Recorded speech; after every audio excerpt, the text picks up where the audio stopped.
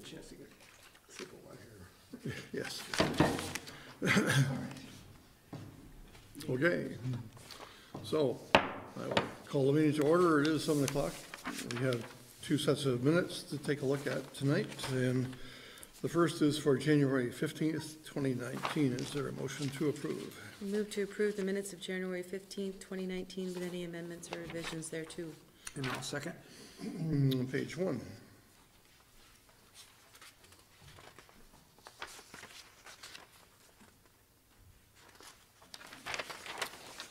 And page 2.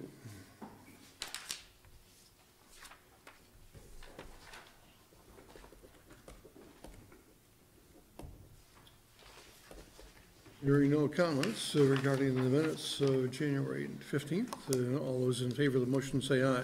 Aye. Aye. Any opposed? Moving on to January 22nd. Is there a motion to approve? I move to approve the minutes of January 22nd, 2019 with any amendments or revisions thereto. And I'll second. Motion made and seconded, page 1.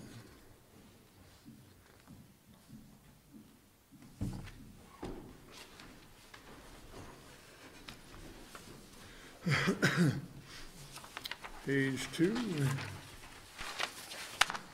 I just had one slight comment on, correction on item number 5 at the top of the page. At the last sentence, it said the consensus of the select board is to have the staff prepare. Actually, there was it's a consensus of the majority of the select board in this particular case. There was Correct. one who did not agree. Okay. But believe me, I'm fine with the change, but isn't that what consensus, see if my diction is correct. Is that what consensus means, a majority? Consensus really would be a unanimous vote on it, yes. But, Okay. but by saying that it was consensus of the majority, I think that defines Okay. it. Great, you learn something new every day.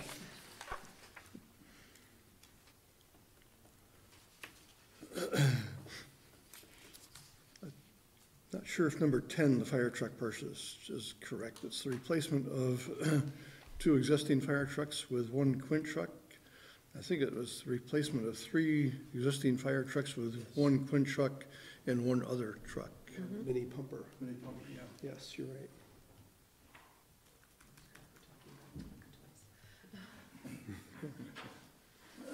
Page 3.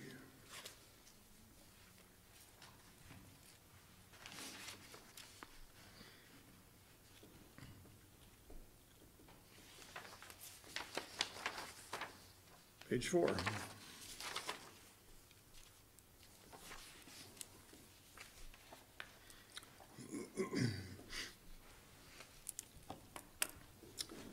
Hearing no further comments or corrections, all those in favor of the motion say aye. Aye. Aye. Any opposed? And no abstentions. So move on to public comment. Is there anyone in the audience who wishes to make any comment on anything either on the agenda or not on the agenda tonight? See no hands raised, then we'll move on to item number 4, the liquor license application. This is a application for a first-class license from Blisby Restaurant. Is there a representative here from Blisby? Yeah, why don't you come up to the table with the microphone. That doesn't project your voice, it just records the voice for the camera and our program. So if you would introduce yourself and then tell us what you'd like to do. Jed Davis, I own restaurants in the area, and we're opening a restaurant at 30 Hawthorne Street, Williston, in the Maple Tree Place. And it'll be a fast casual counter service restaurant, approachable price point, and we wish to have a first class and eventually third class license. So it'll all be inside service, I presume? Indoor service. There's also a patio on the southern portion, just outside the building. I'm sorry. Which we've applied for an outside consumption permit with the Vermont State DLC. Could you describe the location so I'm clear on where? Right next to Starbucks, where the old rehab gym was. Okay, okay. Yep. Okay. So right now, it's only the first class you're going for, the third class, does that come later, or? Typically, I believe the first-class application goes to the town. When approved, that gets forwarded to the state DLC to be approved. The third classes and the outside consumption are typically submitted directly to the state, I believe. The outdoor consumption would also go through the town, through the planning. Oh, it would? office first, yeah. Okay, so I'll have to get that to you. And could you talk a little bit about how you will deal with the issues of underage drinking or serving people who shouldn't be served any more alcohol? Yeah, I own 4 restaurants and a catering business. We have almost 30 years of combined history, 0 infractions with Department of Liquor Control. All staff will be trained through the Department of Liquor Control to serve properly. It's something we take very, very seriously. We envision this restaurant having a pretty low percentage of our total sales will be alcohol, but we do want to offer it to people. It'll be a very short list of canned selections, beer, cider, wine, and eventually we'll have a third-class license for a very, very short list of house cocktails. Okay. And is the restaurant, just to get the restaurant setting, it'll be both takeout but also eat in? Yeah, oh yeah, absolutely. That's the patio. Yeah, there's 55 indoor seats, and then the outdoor patio is about another 50 seats. Yeah. Thank you. You're welcome. As I recall, reading, you have a great experience with other restaurants. Yeah. So this is not your first venture. No. Any further questions regarding this? The motion then would be in order. I'd move to grant a first-class liquor license to Awesome Times LLC, doing business as Bliss Bee through April 30th, 2019. Second. Is there any discussion on the motion? Hearing none, all those in favor of the motion say aye. Aye. Any opposed? Congratulations. Thank you. You'll be in business. You're not open yet. It occurred to me, we're doing the outside consumption and the third class for May 1st. So that, I believe I haven't submitted those for that reason. We'll probably open a week before May 1st, but I didn't want to spend all the money. Sure. Thank you. Okay, thanks. So next is the appointment to the Board of Civil Authority. Deb Beckett, Town Clerk, is here to explain why we need to do this.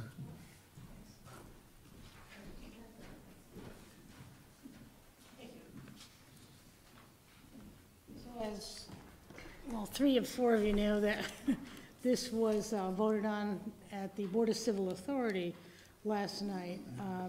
This was kind of one of those issues that wasn't quite sure if it's a Board of Civil Authority decision or a Select Board decision, so opted to go with both. Actually, you are all part, Jeff, you weren't there, part of the Board of Civil Authority. Which is kind of why we also came tonight, but, so we can get it, approved at both areas, that covers all bases. Essentially what it is our justices of the peace. We have 15. 13 are on the Democratic Party, 2 on the Republican Party, which is fine, except for anything to do with elections. It doesn't give any kind of a balance for election purposes. State statute allows that there be a minimum of 3 per major political party. The Republican Party people did authorize and send word that they would like to have that 3rd person represented on the Board of Civil Authority, and that being Ginger Morton, who was recommended by the party, and the 3 members of that local party supported that decision. Ginger was 16th on the election, the election numbers. We could pick 15. She's also been a longtime Justice of the Peace and election official, and has done just an amazing job in all, aspects of that. So it was approved last night at Board of Civil Authority unanimously to appoint Ginger Morton to the Board of Civil Authority with all the responsibility and authority for election matters only. It doesn't carry forward to any of the other duties and responsibilities of the justices or the Board of Civil Authority. Questions for Deb? I'll try to be real quick, real brief, and sorry about missing the meeting last night. So the Board of Civil, I know I automatically get on the Board of Civil Authority because of being on the Select Board. And then the other positions in the BCA are either Justices of the Peace or is it Justice of the Peace and the Select Board? So the Board of Civil Authority is comprised of the 15 Justices of the Peace, 5 Select Board members, and the Town Clerk. And the Town Clerk, okay. So there's no election or anything like that? We voted on the JPs in November. Thank you, And we that's vote absolutely on true. the- That's We absolutely. and vote Select on you Board- guys in March. But what I meant is people run for Select Board, people run for Justice of the Peace. That's correct. And along with that comes this other That is correct. aspect. As a justice, your responsibilities are elections, your election officials, as a Board of Civil Authority, your election officials, Board of Abatement, and tax appeals primarily. And JPs can do weddings. Okay, okay. And swear people. Don't forget that's important. Actually, they have a little bit, under our And ordinance, the- ethics yes. ordinance. they Ethics have a- ordinance, yes. Yeah. And so there's this whole concept of the political affiliation where you want to try to have a balance, or at least a You minimum. have to have a balance. At least a minimum number, and You that's, can't, you have to have, so if you're doing, like delivering ballots to those that are husband, you have to have Sure, someone yeah. from each party. If you're doing recounts, you have to have different parties. If you're opening absentees, you should have one from each party whenever possible. okay, I get it. Okay. I would hope that folks on the Board of Civil Authority could put their political, affiliations aside and focus on the issue at hand, but I also get why it's a good idea. Yeah, okay. So that's it for me. Any further questions for Oh, Deb? I'm sorry, one other. Did anybody else choose to run, or? It's not a question of choosing to run. You take the highest person. Oh, the Yes, so 16th. she was Yeah, 16. so we pick 15 are voted in, and then the others, So you immediately would go to the 16th, or the next one that was of the party you were That's- trying to have Correct. that parity with? or if someone from, if the chairman of the town committee, the Republican committee, had said, no, we would like so-and-so appointed, they could do that, or they could give a list of people to be appointed. Okay, I get it now. Anything further?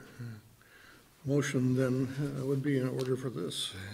I move to appoint Ginger Morton as a full member of the Board of Civil Authority for all matters related to elections for an unexpired term through January 31, 2021. Is there a second? Second. Is there discussion on the motion? Hearing none, all those in favor of the motion say aye. Aye. Any opposed? All right, we'll move on. Thank you very much. Thank you, Deb. Moving on to highway mileage certification. Eric, I think you're doing this. Yep. So it's that time of year again, when the board has to certify number of highway miles in town for the Agency of Transportation. This is used to help calculate our local aid dollars that are sent to the town and update the official V-Trans maps. So not a whole lot to update this year. There was an administrative oversight a few years back that Bruce Hoare, the Director of Public Works, was made aware of. We accepted 580 feet of Avenue A as part of the new Public Works facility back in 2014. We forgot to add the .11 miles of Class 3 road to this certificate. So that's an administrative just kind of catch up for this form. And then the board probably recalls, we discontinued a couple small segments of Class 3 roadway at Chapman Lane and Hurricane Lane recently. That amounts to 1/1000th of a mile.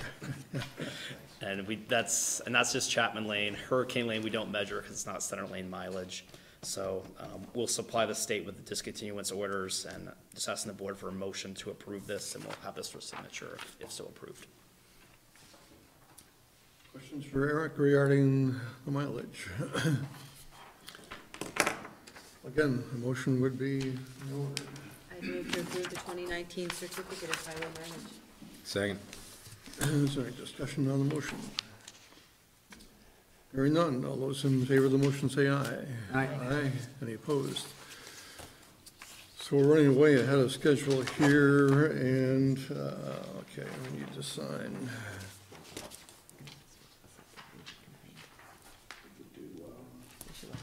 Go on to the, Town meeting warrant. yeah, right. Managers report and other business. Yep. So, exactly, we'll go on to item number 13, the town meeting warning 2019 revised.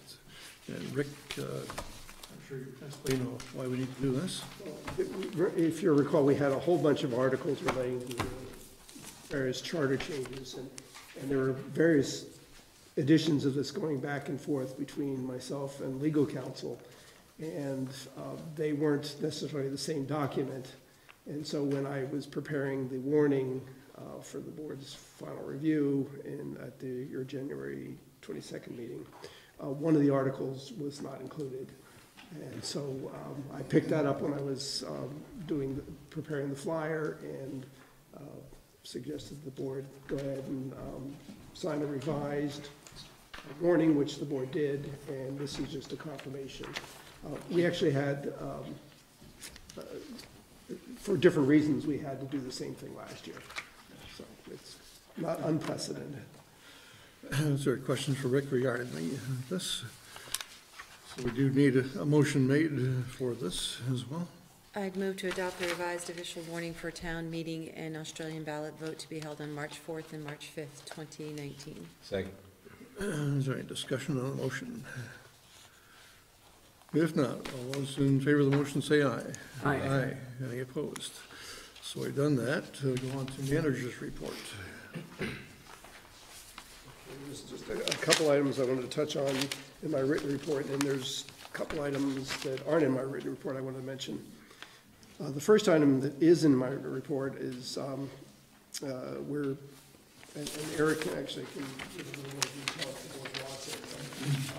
We are starting up this month a citizen response program using some specialized software for this purpose. The software is provided through the company that provides the services for our webpage. And it's a very powerful software, actually. It allows us to do all kinds of things. We're doing a rollout right now of it, but we're doing it kind of soft. It's because there's lots of bugs that are going to be, in fact, we discovered 2 or 3 already. But our goal is to have it fully operational by town meeting. And so I do want to give a brief description of what Sure, this- it's a resident portal, and we can also input requests as they come in. So some examples, say public work examples, if someone wanted to report a pothole they saw, maybe some branches down on a trail.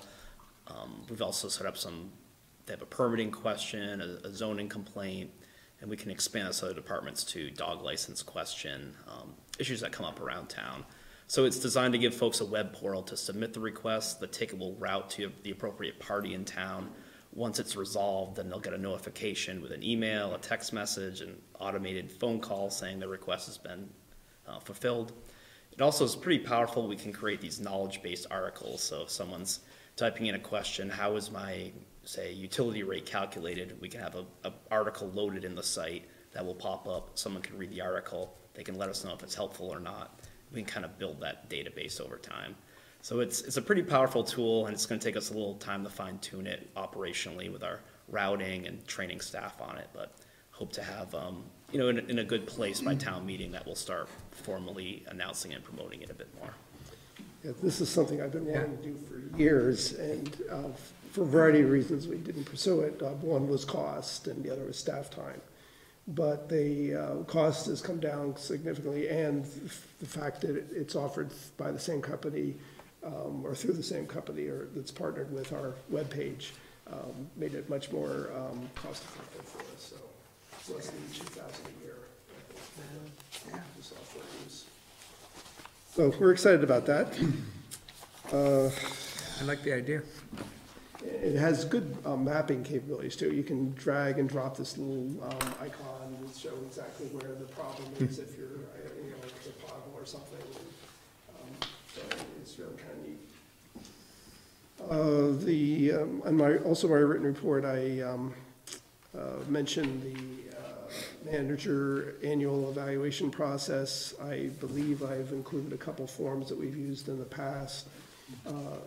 If the board is okay with that, I will have the forms distributed to various department heads and the select board members for you all to fill out and return to Terry.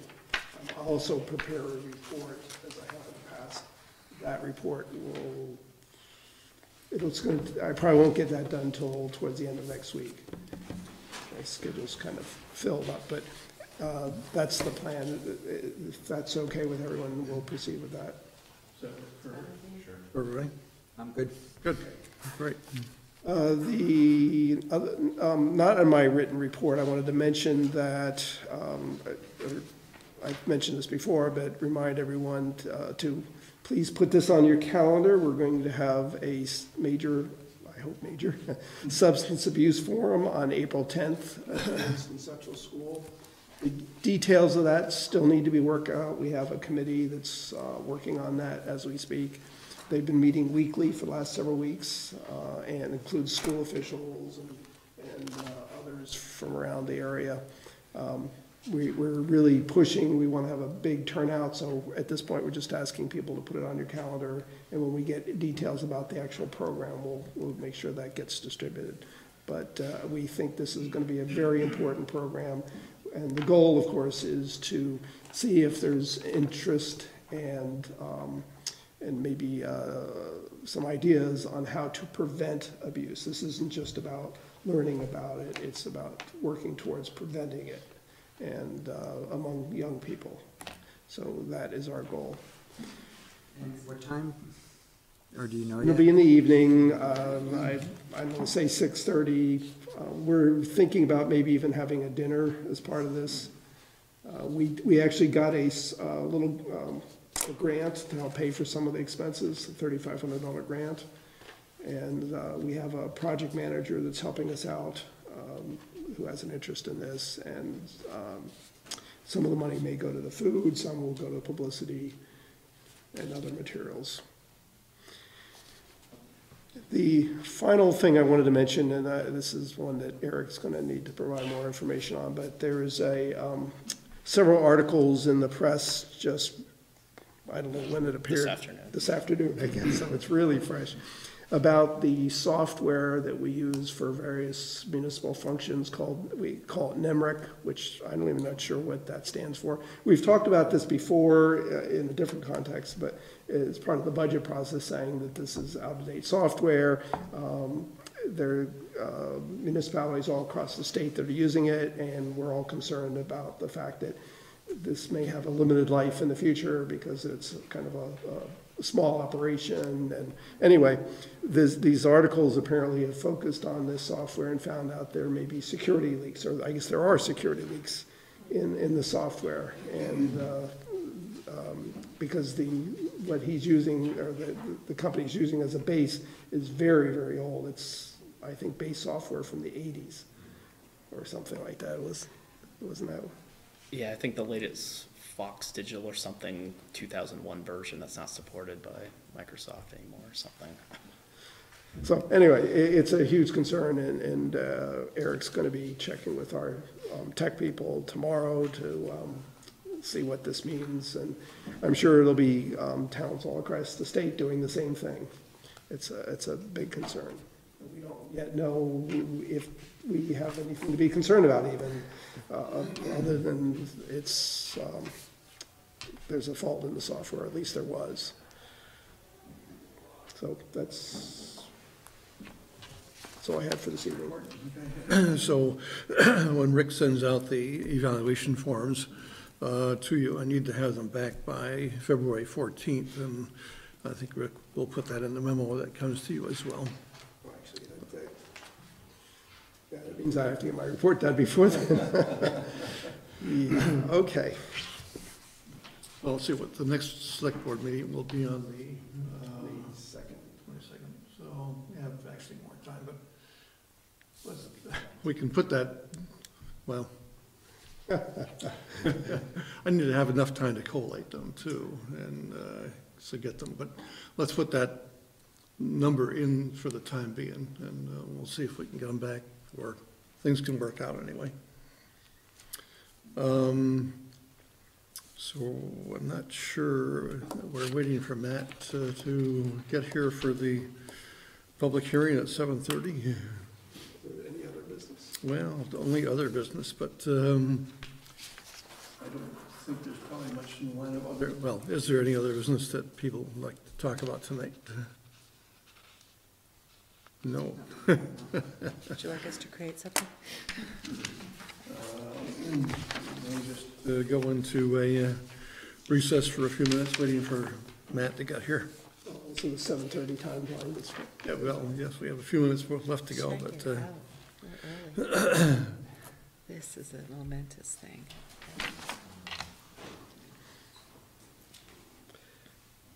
Had I known, I would have stretched out my management. yeah, well, we'll get back to it.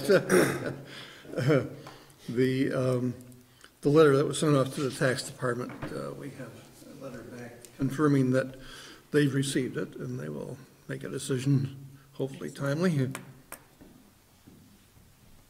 So we'll stand a recess for a few minutes.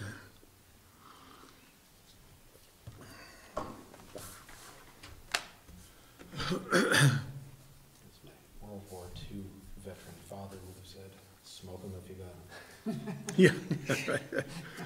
It's before he died of cancer. Yeah, I was gonna say. If we can't laugh about it, what can we do? And so that was April the 10th, correct? Yes. Okay.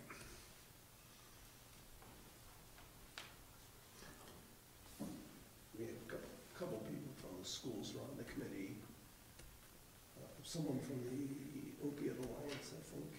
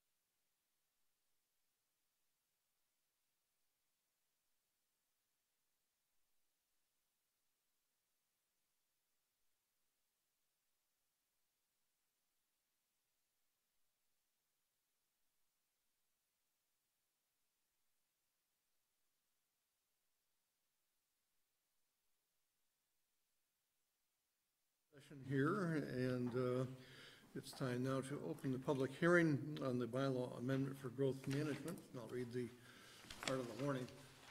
Williston Selectboard will hold a public hearing to receive comment on proposed changes to chapters 11 and 36 of the existing Williston Unified Development Bylaw pursuant to 24 VSA section 4442 and the Williston Unified Development Bylaw. Public hearing will take place on Tuesday, February 5th, 2018. Well, that's interesting. That was last year. It'll be 2019 at 7:30 p.m. Here in this room. And I'll ask Matt to tell you about the proposed changes to the town's Unified Development Bylaw. Then we'll open it up to comments from the public. So Matt, please. Thank you.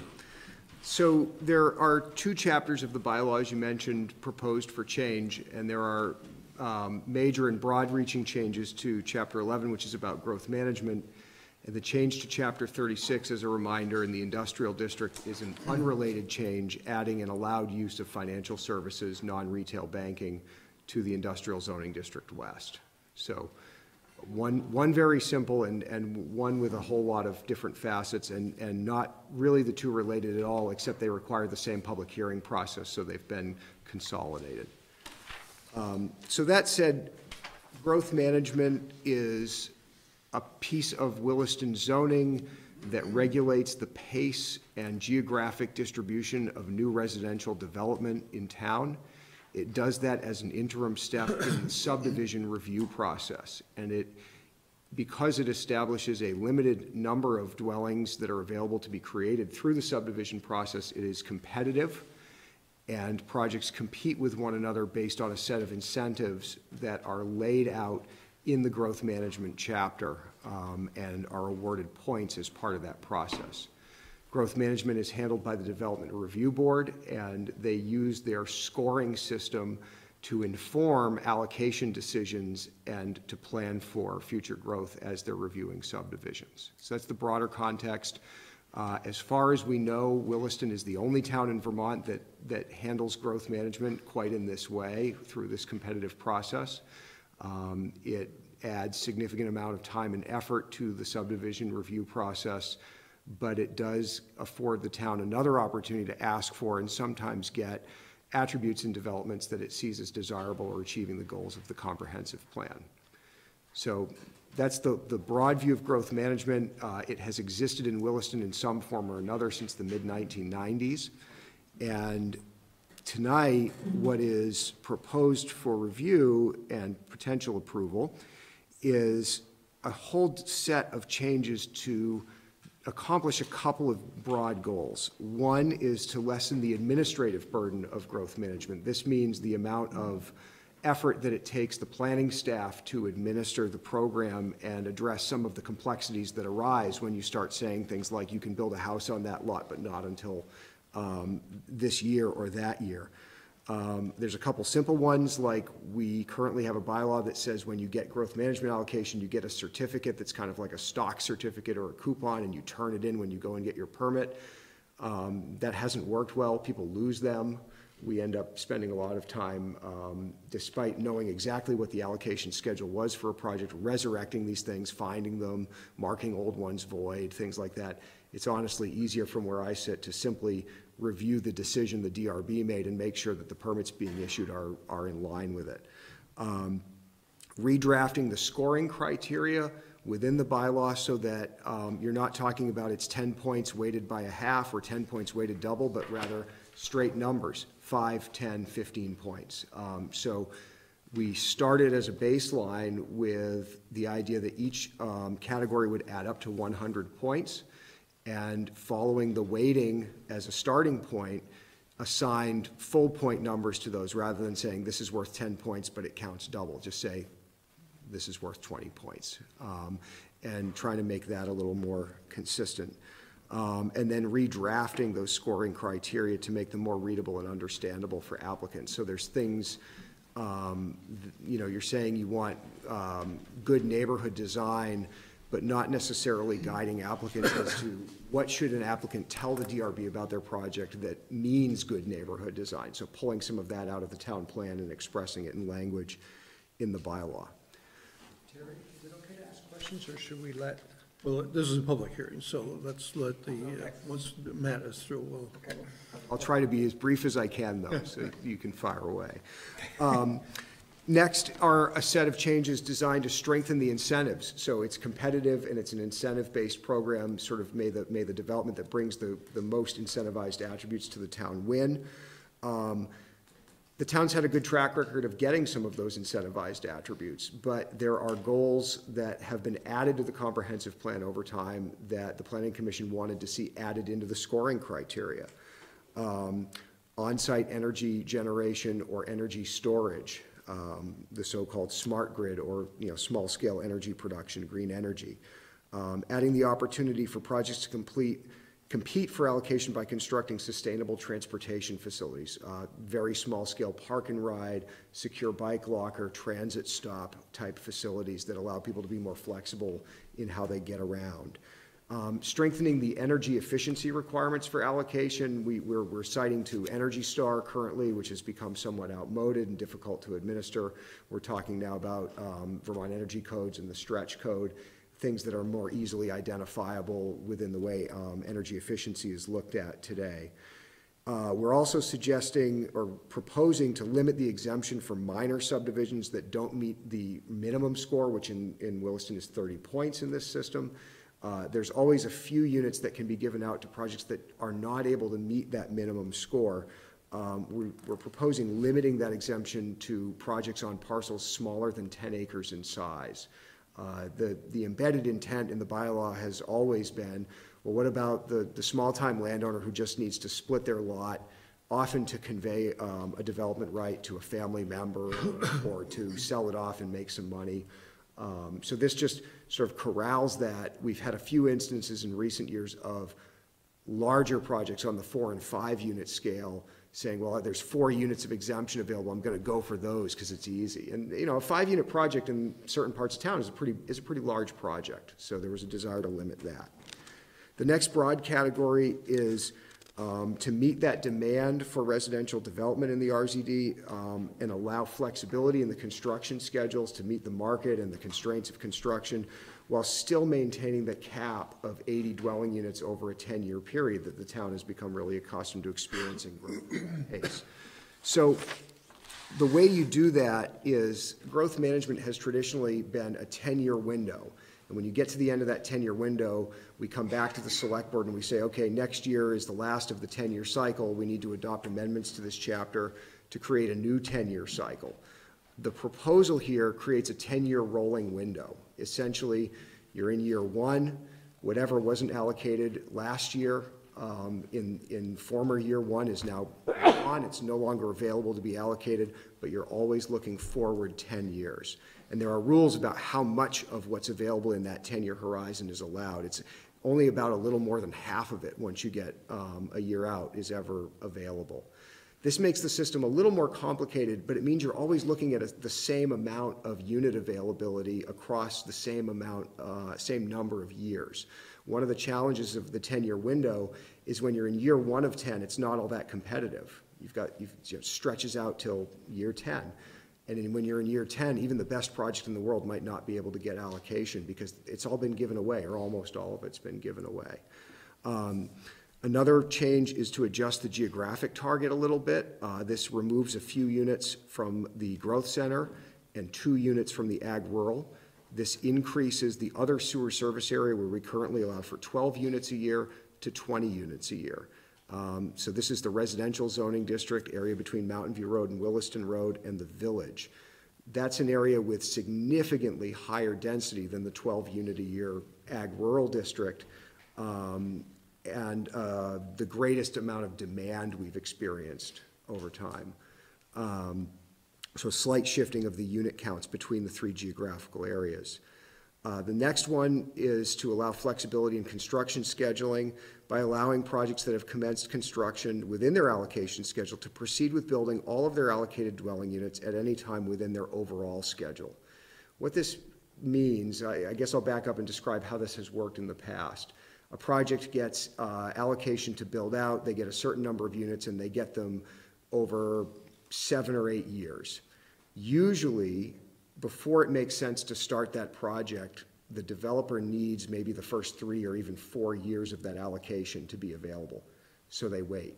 So we go through this whole approval process, hearing process, final plans, everything else, and then nothing happens for a couple of years, and then suddenly there's construction. And then depending on the timing of the market, sometimes the experience of the town has been some construction happens and the market dies back, or tastes change, or things need to change. The project doesn't complete the way we thought it would. There are projects in Williston that were finishing up back in February, less than a year ago, or maybe just a touch more than a year ago, that were in progress when I got here in 2008. Small projects with fewer than 20 units. That's a long time for a single site to be under construction. So what this would do is it would say to the applicant, you have your allocation schedule. Once you start, you can keep going until you're done. And what that means is a system that has always been a little bit lumpy, in other words, we don't get exactly 80 units every year, would still be a little bit lumpy, but the lumps would be able to be aligned with market desires, infrastructure constraints, and other things that are faced by someone who's trying to get a project off the ground. The other benefit is if things are going well, the project finishes sooner and builds out in a shorter timeline. The last part of that is on the 10-year horizon, there's no difference at all. It's still 80 units a year over 10 years, but just when they happen within that 10-year window may shift a little bit. A couple others, replacing the outright expiration of allocation with a slow build provision. The first couple of years I was in Williston, 2008 to 2012, we spent a lot of time with folks who had maybe 1 or 2 units left in their project, but their allocation window, which was originally 4, later extended to 5 years, had expired. They literally were the owner of a platted lot that had no right to develop anymore. That can be hard for the person who's trying to sell that lot because, you know, now you can't build a house on it until you come and do some process with the town. It's also hard for everybody else who lives in that project because it's not yet a completed homeowners association. And there's this lot where there was supposed to be a house where there's now not a house for maybe some years while we wait for the, you know, re-upping of allocation. So what this replaces that with is a slow build provision. If you have a small project, what happens is maybe there's a lot or 2 that you don't build when you thought you were going to. You can still build 1 or 2 units a year, even as you come out of what we thought was going to be the outer limits of your allocation schedule. Pretty much meets reality. Slow build, though, if you have a very large project, something more than 30 to 300 units, the slow build provision does allow you to continue building if you go past expiration, but it's so slow you would never want to. So folks with large projects would be heavily incentivized to come back and reapply and regain allocation with a project that would need to meet the bylaws as they sat at that point. So that's the slow build. The last part is just to subject all the units approved under prior versions of allocation that are unbuilt now to the same set of rules. There's been times in growth management's history where we've had up to 3, if not 4 versions of growth management to administer going back in the old files. How were they doing it back then? What are the rules about timing and expiration? This would change that to say all units that are unbuilt as of the adoption of this are going to be administered under this system. So nobody would expire anymore, for example. Everybody would go to this slow build provision. Then we have a category, the last one, to encourage highly desirable types of residential development by exempting those types of development from the growth management process and the 80 unit a year cap entirely. So this is what in conversations with the Planning Commission we kind of called the high flyer standard. If a project brought things to the town that the town had said it really, really wanted, a very high level of energy efficiency, production of affordable housing, including units that are affordable at 80% of median income, which is the kind of housing we've really not gotten very much of in Williston at all. energy efficiency, energy production.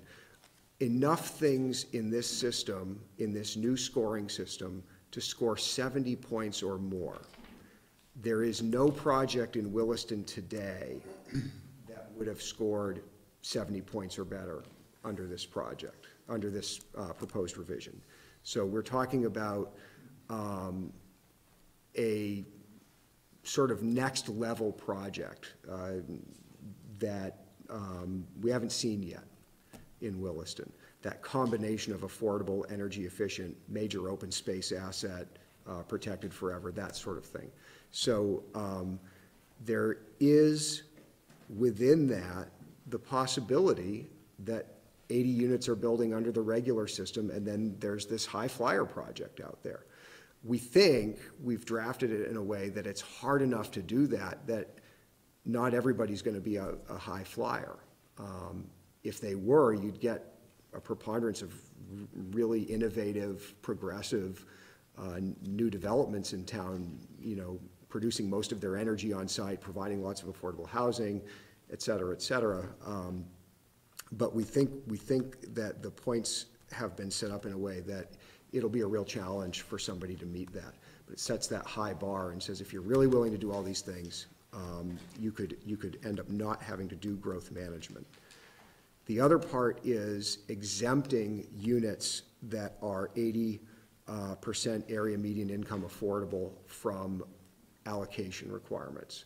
So if I have a project and I'm going to build 100 units and 25 of them are going to be affordable at 80% median, I would not have to obtain allocation for those really, really affordable units. So the idea here is there are other levels of affordability. This system recognizes affordable at 100% median, affordable at 120% median, but the most affordable stuff the bylaw is pulling for, if you're building that, you just would not have to go get allocation for it.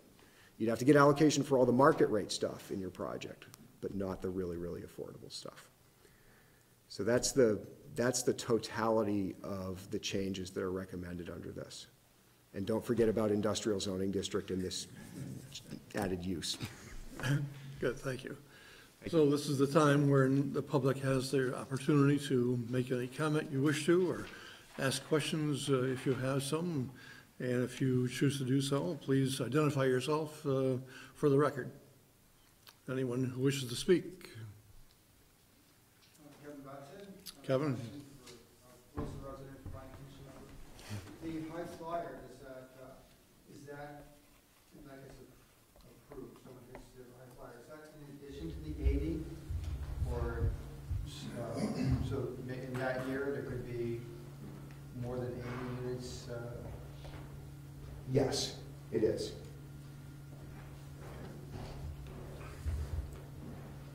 Other folks who wish to speak? Yes, sir. My name's Chris Anisek. I've been a resident of Williston for about 12 years.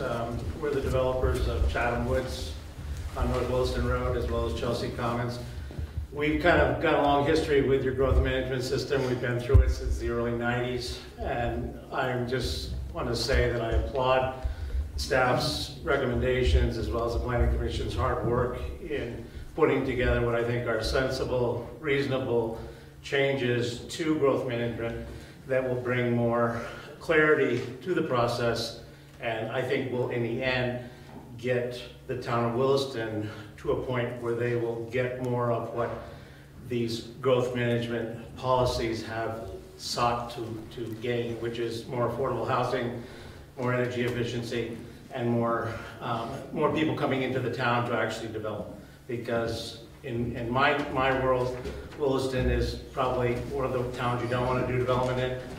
You know, we've been here for a long time. We've seen how things have evolved. We've been through just about every facet of growth management that there's been.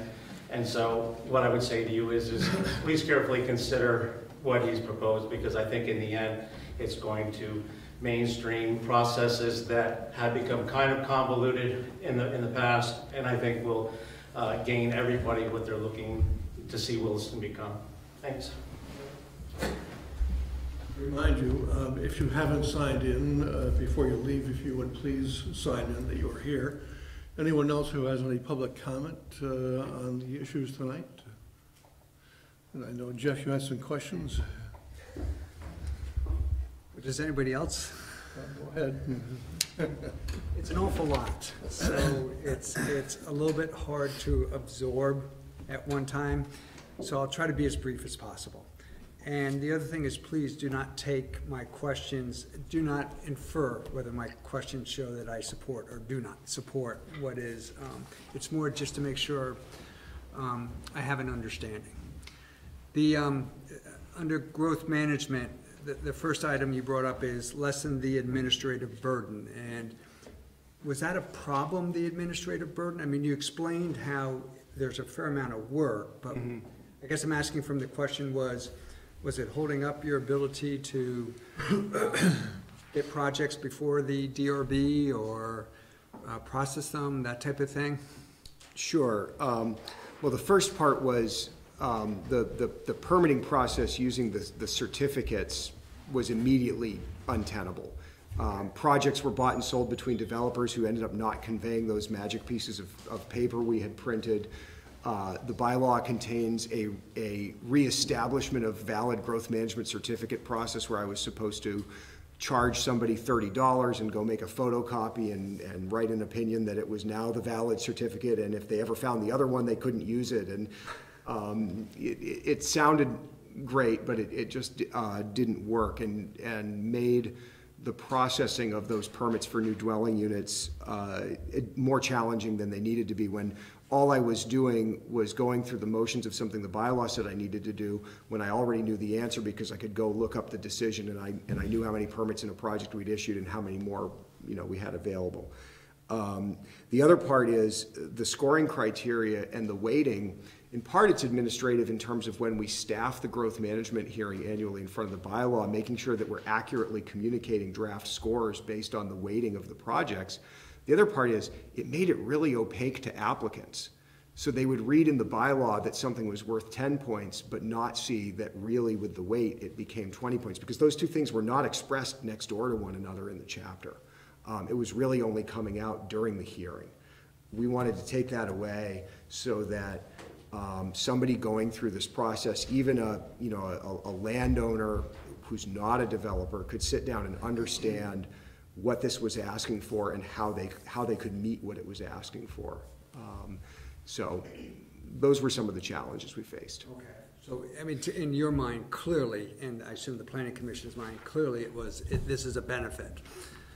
The reduced administrative burden. And on the third bullet, I like the idea of making it more readable and understandable for applicants. That's good, but that probably also means the same is true for the public, and that's good too. Don't really have anything to mention about item number 2, except I was surprised to hear, and you'll hear why in a little bit, that 30 points is the minimum. So 30 points means you don't get any whatever, ranking, any priority. You get no right to proceed on your project. So today, there's a 30-point minimum, and up to 4 dwelling units can receive allocation in projects that don't meet the 30-point. This would reduce that. Okay. One of the items I'm having a little bit of trouble visualizing is the 10-year window for the 80 units versus the current.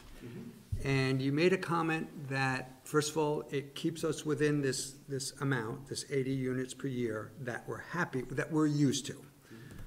But how will the change going to the 10-year future window versus a block of 10 years, and you start it and you get close to the end?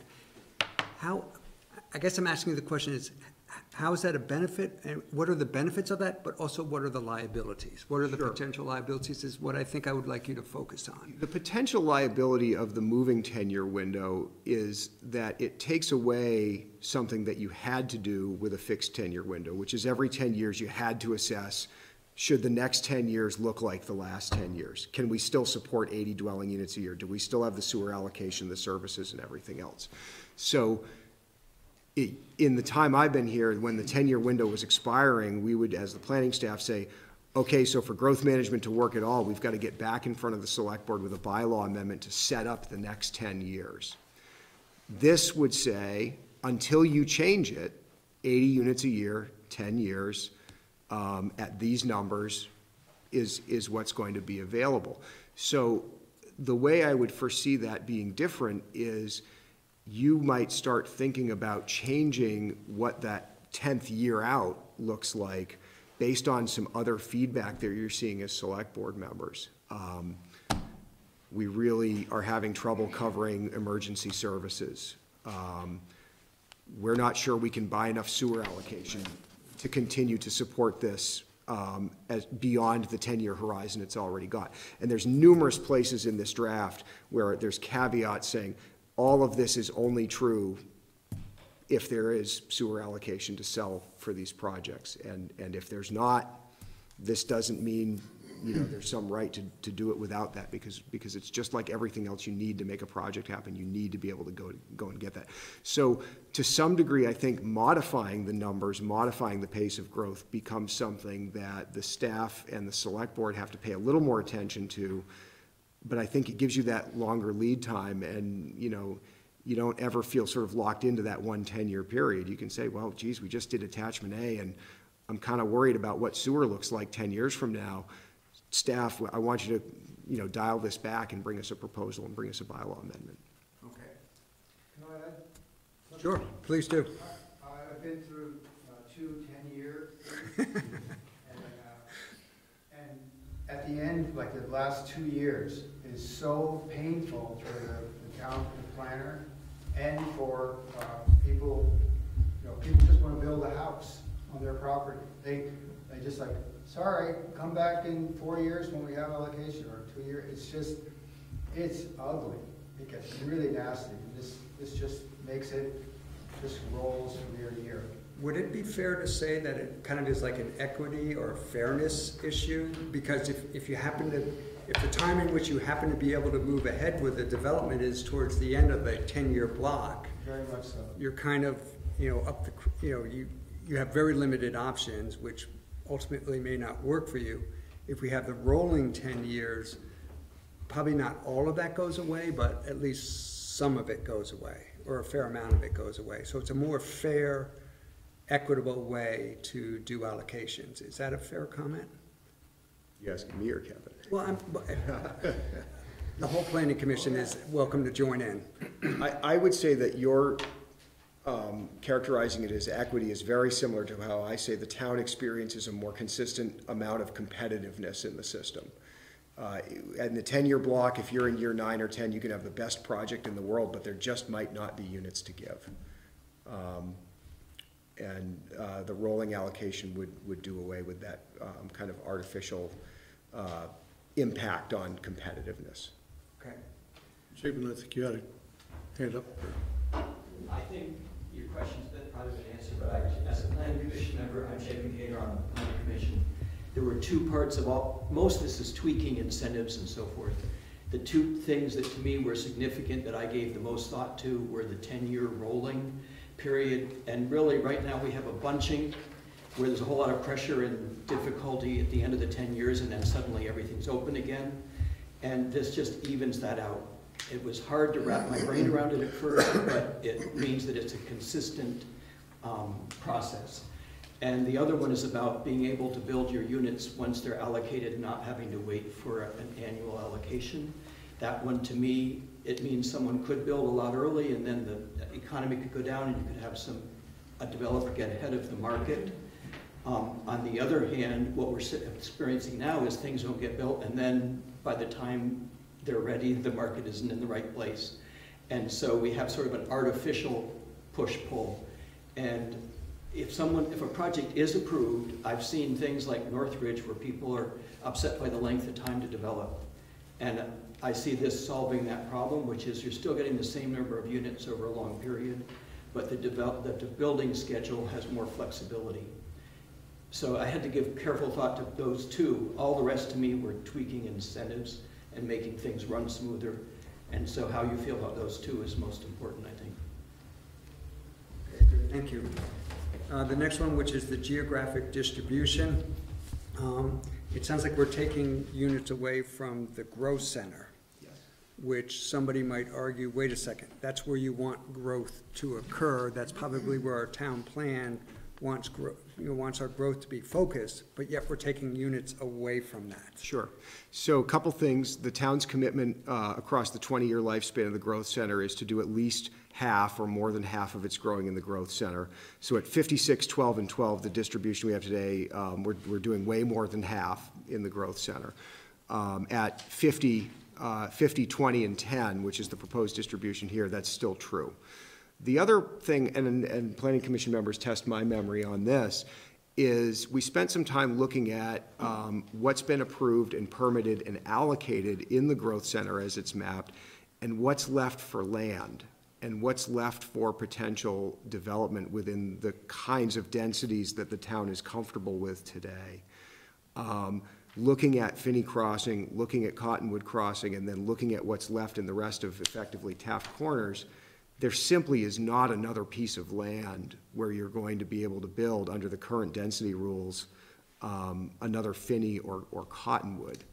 What there is a lot of opportunity for residential infill in between some of the retail buildings. There's some room for some redevelopment. A lot of it is on the scale of projects that might have 30 to 60 units in a building or in two buildings, something like that. So there's a question of scale, and there's a question of the capacity of the development community to build into what's left in Williston. And I think informed by those things, taking 6 units a year out of the growth center and moving it into the other sewer service area didn't seem like it would undermine the town's goals as it relates to the growth center. Okay, very good, thank you. And I think this will be it for me. The high flyer standard. So what I've heard tonight is the highest you could possibly get if you added up all the points is 100. 30 is the minimum. If you don't get 30, your project doesn't go. And 70 it's the 70 that I really have the question about, is at least the number that's there that gets you into that high flyer standard. And I just don't know how to evaluate that. Sure. One way I could use to evaluate that is when I was in grade school and I would come home with my report card, my parents saw a 70. They didn't slap me on the back and say, good job. They probably said, we need to figure out how you're going to work on this. So I guess what my question is why 70? Why does that make sense? Is that really truly high enough to create that high flyer standard? Well, let me give you some context. Finney Crossing, under the incentives as they exist today, which are significantly strengthened and tightened and toughened under this draft, Finney Crossing received a score of 70 points. Finney Crossing, under this revised scoring system, would not probably score 55 points. We don't have enough of the on-site energy generation or storage. We don't have the transit facilities designed in. We don't have the 80% area median income affordable housing component, although we do have some affordable housing. So you would have to imagine a project like Finney with a whole lot more green energy, a whole lot more integration with transit, a lot more affordable housing. In fact, to score full points on some of those, really some of those incentives become things you have to do to make it up over that.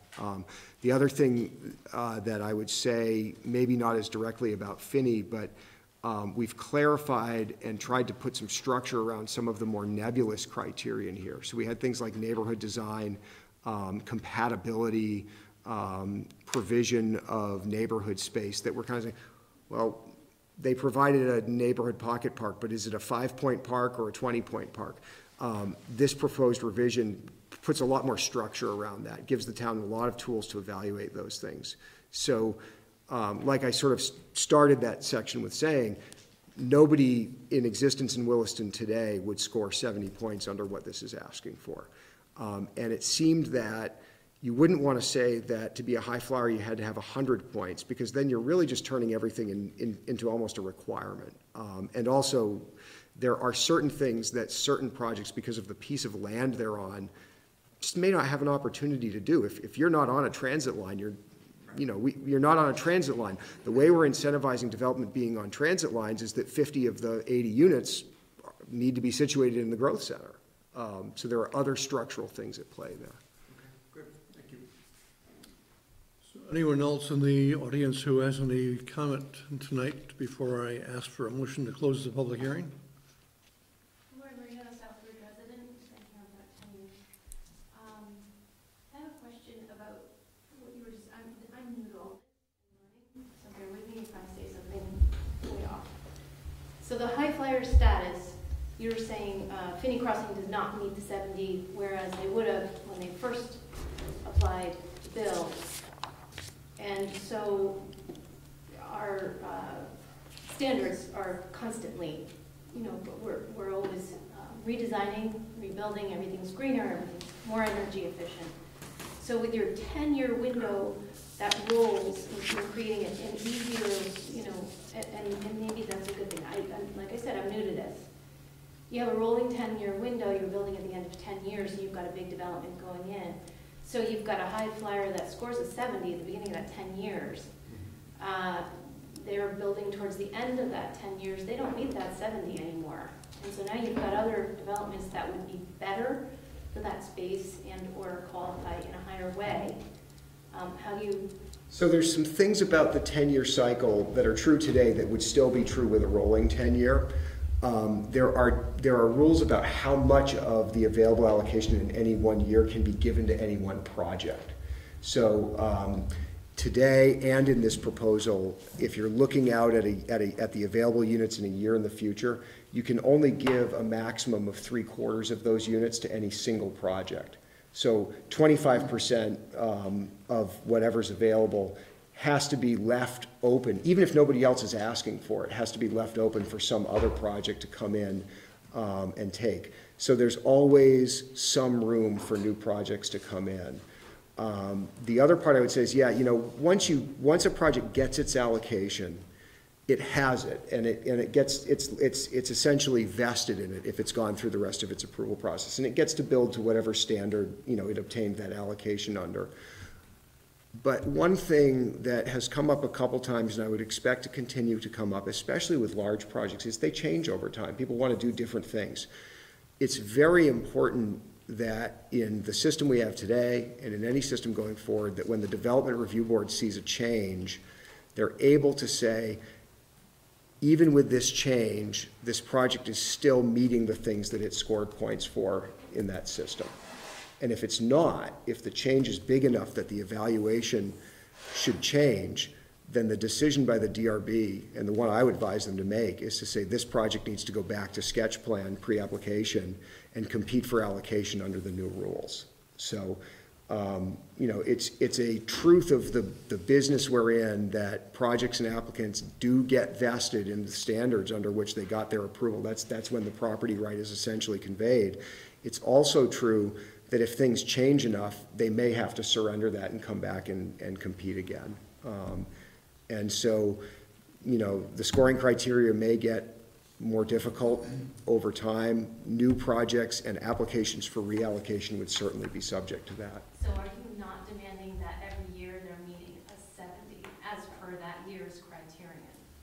As the criterion changes and evolves, are you not demanding? Because I'm concerned that you're looking at developers with deep pockets, right? That can afford to build, and you're saying go ahead and build as much as you want, as long as you meet your 70.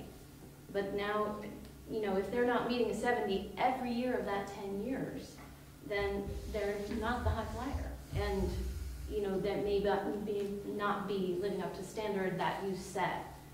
That's a concern. Yeah, I should be clear that if the scoring criteria were to change, it would be through this bylaw amendment process. So there's no built-in ratcheting up. We're going to go from one set of rules right now, if this is adopted, to a significantly more stringent set today with a bunch of these other things in it. If another adjustment was considered by the board at some point in the future, you would want to look at that high flyer score, and you'd want to look at what the capability is out there. If solar panels suddenly became much, much less expensive, if suddenly there was lots of money available to build affordable housing, You might say, well, gosh, those things aren't as hard to do as they used to be. Maybe they're not worth as many points. We still want them, but, or maybe there's some other attribute that you want. So I would encourage everybody to think about this system as being all of a piece, and you have to think about how all those parts work together when you're making changes to it. And that's certainly what the Planning Commission did with this round of proposed revision. I just have a couple of other concerns.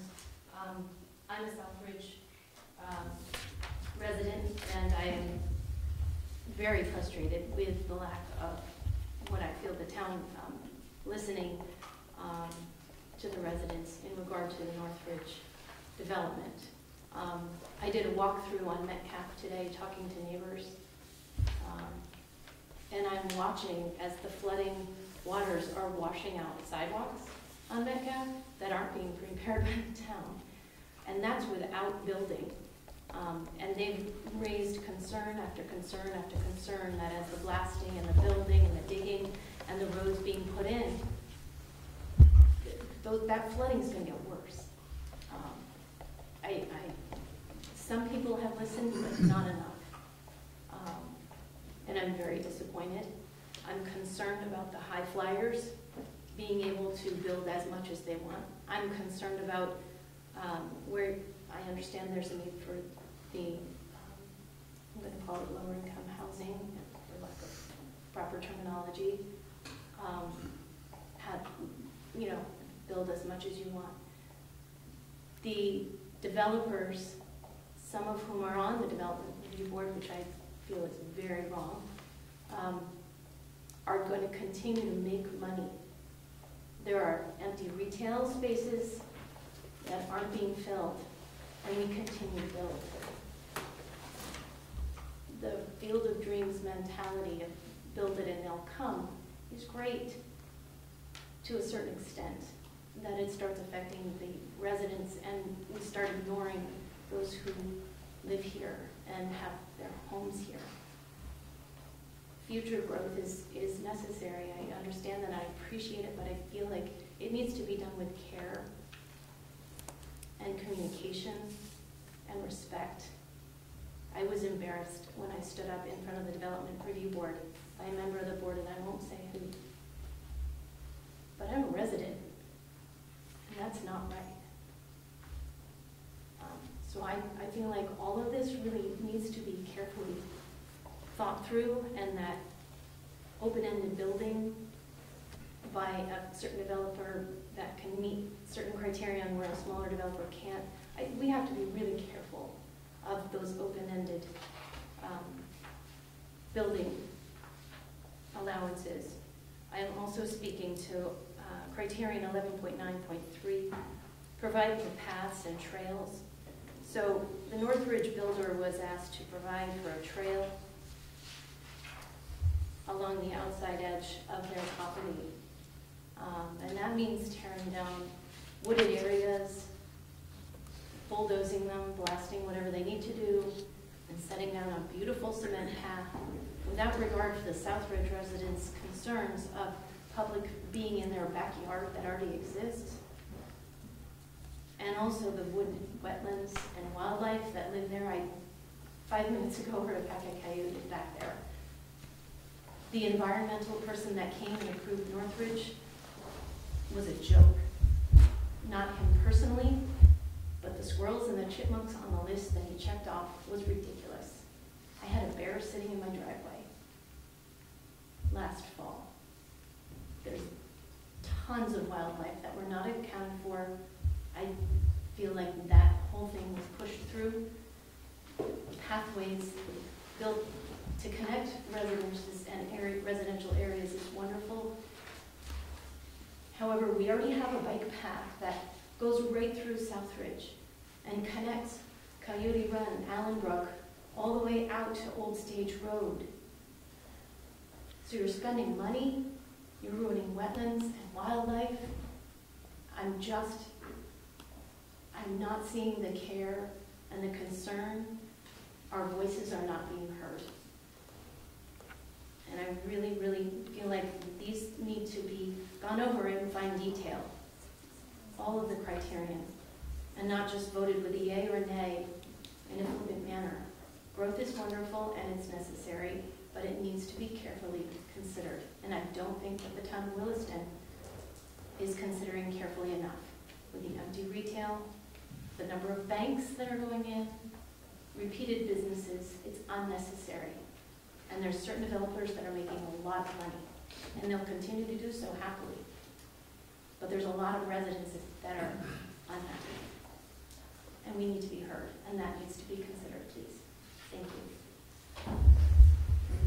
So are there any further comments regarding the proposals before us to adopt new bylaws? I have a couple of Go follow-up ahead. if I can. Sure. Matt. I just want to make sure I understood you correctly as you were explaining the high flyer. That's probably the only thing that I sit there and question too. What's the actual feasibility of somebody, taking into account the limited amount of land we actually have left to put something of that kind of project on? What's the feasibility of somebody hitting a high flyer status? Well, what I would say is it doesn't necessarily have to be a very large project, although it's probably something more than a 2 or a 3 lot project. So, you know, we talked a lot at the Planning Commission about what kind of attributes that might involve. On the smaller side, it might be a project in the ag rural zoning district that provides a really big open space asset and serves it up as perpetually protected by a third party, that kind of thing. But maybe also is providing some affordability or some of those other things I talked about. There are examples nationwide of projects that have successfully integrated all of those attributes that this calls for. There are very few examples. There are no examples in Williston, and I can't think of any really good ones, even in the county, that have pulled this off. I mean, the idea was to ask for something the town really wants, but to set the bar really, really high. Meeting the diversity of housing types, you know, one of our challenges, a lot of our projects are essentially a monoculture, you know, it's sort of the same or very similar types of housing over and over again.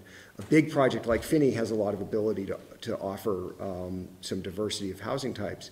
This criterion goes into that in a much more detailed way, and if somebody was really pulling for that high flyer, they really aren't going to be able to build that same house over and over again and get there. But it's going to be a mix, and I really could not predict the ability of somebody to achieve all of that in one project of any size. I think it's possible. I think it's physically possible.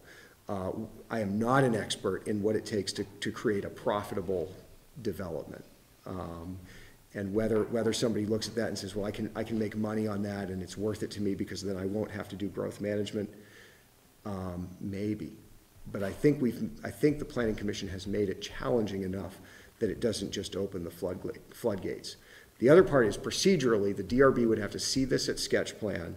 They would have to agree at that sketch plan pre-application stage with the developer. I think you might have a high flyer here. And then the developer would have to do all of that engineering and design to go into that discretionary permit level. And the DRB would have to make that finding as part of their approval that they felt it was a high flyer and that they felt it could be permitted without going through growth management. Like all decisions the DRB makes, that decision would be appealable. And, you know, and any interested party could appeal that decision and go to state environmental court and say, I don't think the DRB really gave this the right score. And, you know, growth management allocations have been appealed in town in the past, oftentimes by applicants because they felt they deserved more points. But that is an appealable event by the DRB, and I'd make that clear as well. And one last follow-up question. Do you think we really need that category of high flyer? Do you need it?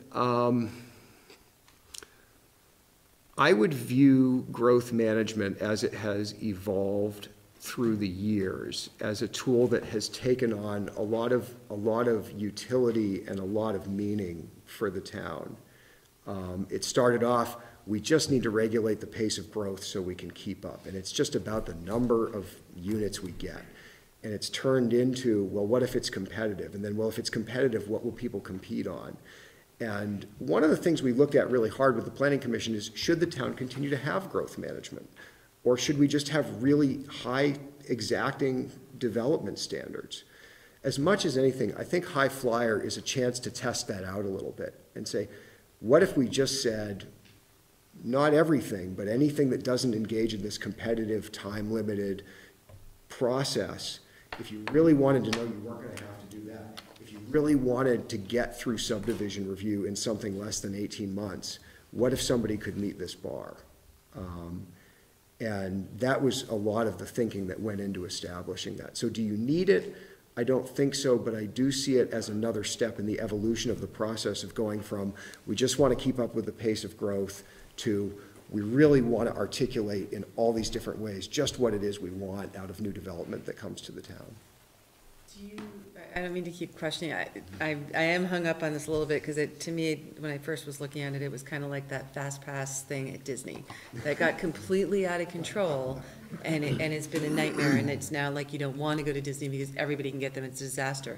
Do you see, and I didn't mean to in any way undermine or whatever that, do you see the ability for this to get abused in that sort of a manner?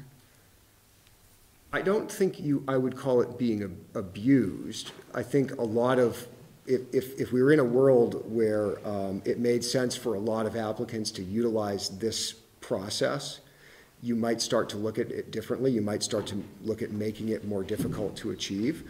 You might start looking at saying, well, maybe this is the baseline, and maybe we actually want to, this is now growth management, and now the minimum score is not 30, now the minimum score is 50 or 60 or 70. And something beyond that becomes that. But I guess what I'm really saying is I think the board, through its legislative process, has time to react to those sorts of things. I think today a 70-point project goes far beyond anything the town has seen before. If in a couple of years it feels like, well, geez, everything's like that now, raise the bar. Then one last question, do you feel that there's enough oversight to make sure that once that project, you get a flyer in there, that you can oversee that project enough to make sure that they adhere to the guidelines and the plan that they set out? Yeah, the only condition that really requires a lot of ongoing oversight is the affordable housing, the maintenance of perpetual affordable housing. And I would say that it's challenging. It's as challenging today as it's going to be going into the future. There will just be more units to keep an eye on.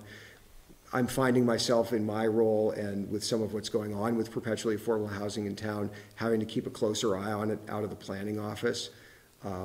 There may be a point where the town wants to source that to another department or contract that monitoring out, but it's that one thing where you do have to keep going back and checking to make sure the price controls are in place and that perpetuity has been being maintained, especially with the scale of projects that get built in Williston.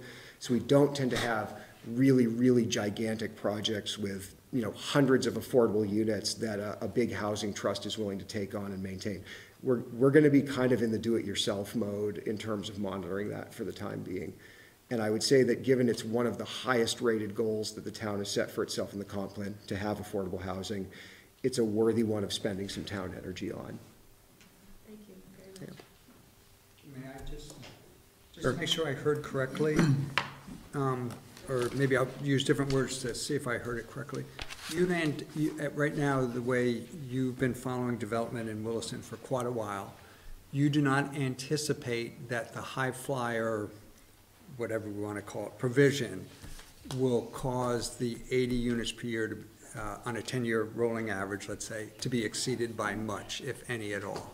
Well, no. I mean, the first part is that the performance of the system has been much closer to 60 units a year. Okay. So the town sets 80 as a target, as a maximum.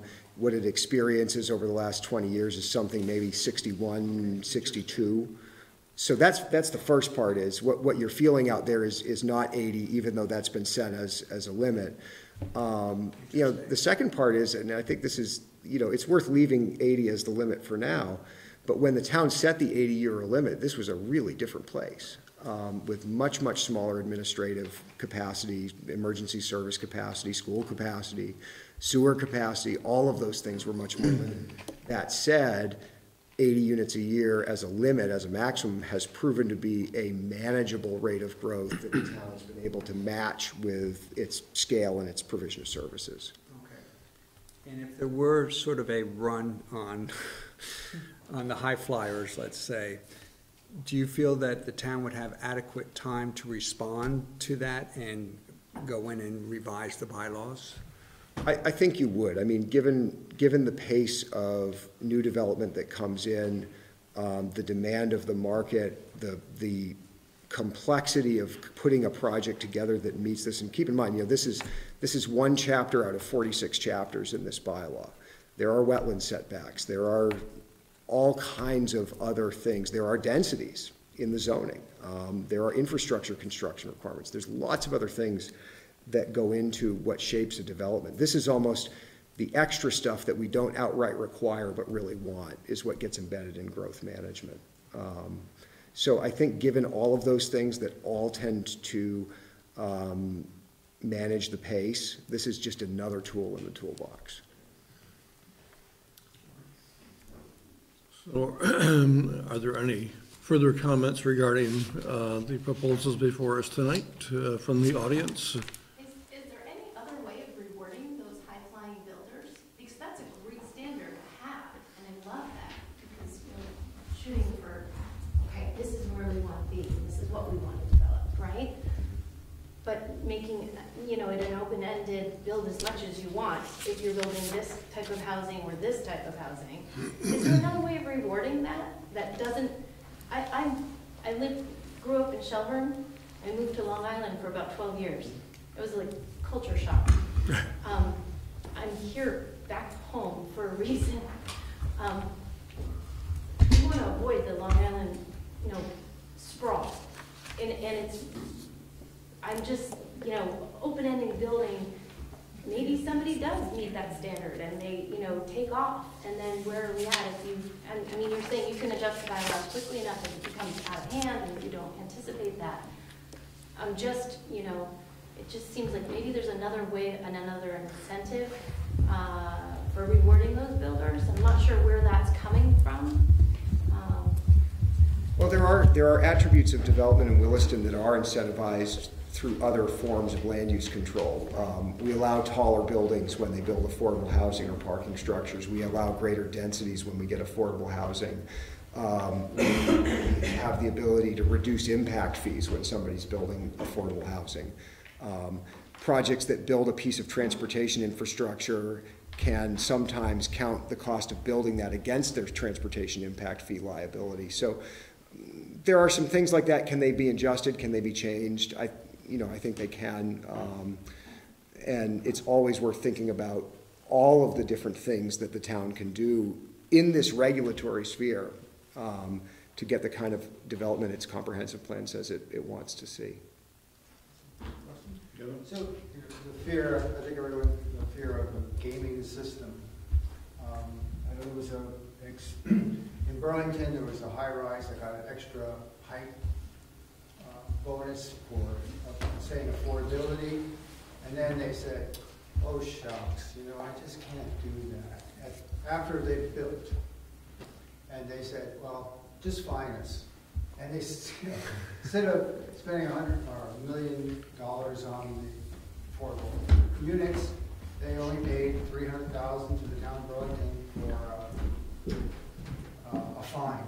So it is, we do have to be careful. I think all the people saying, caution and people gaming the system, we really have to be very careful about that.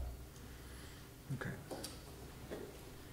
Last call for comments, if anyone has any, before we close the public hearing.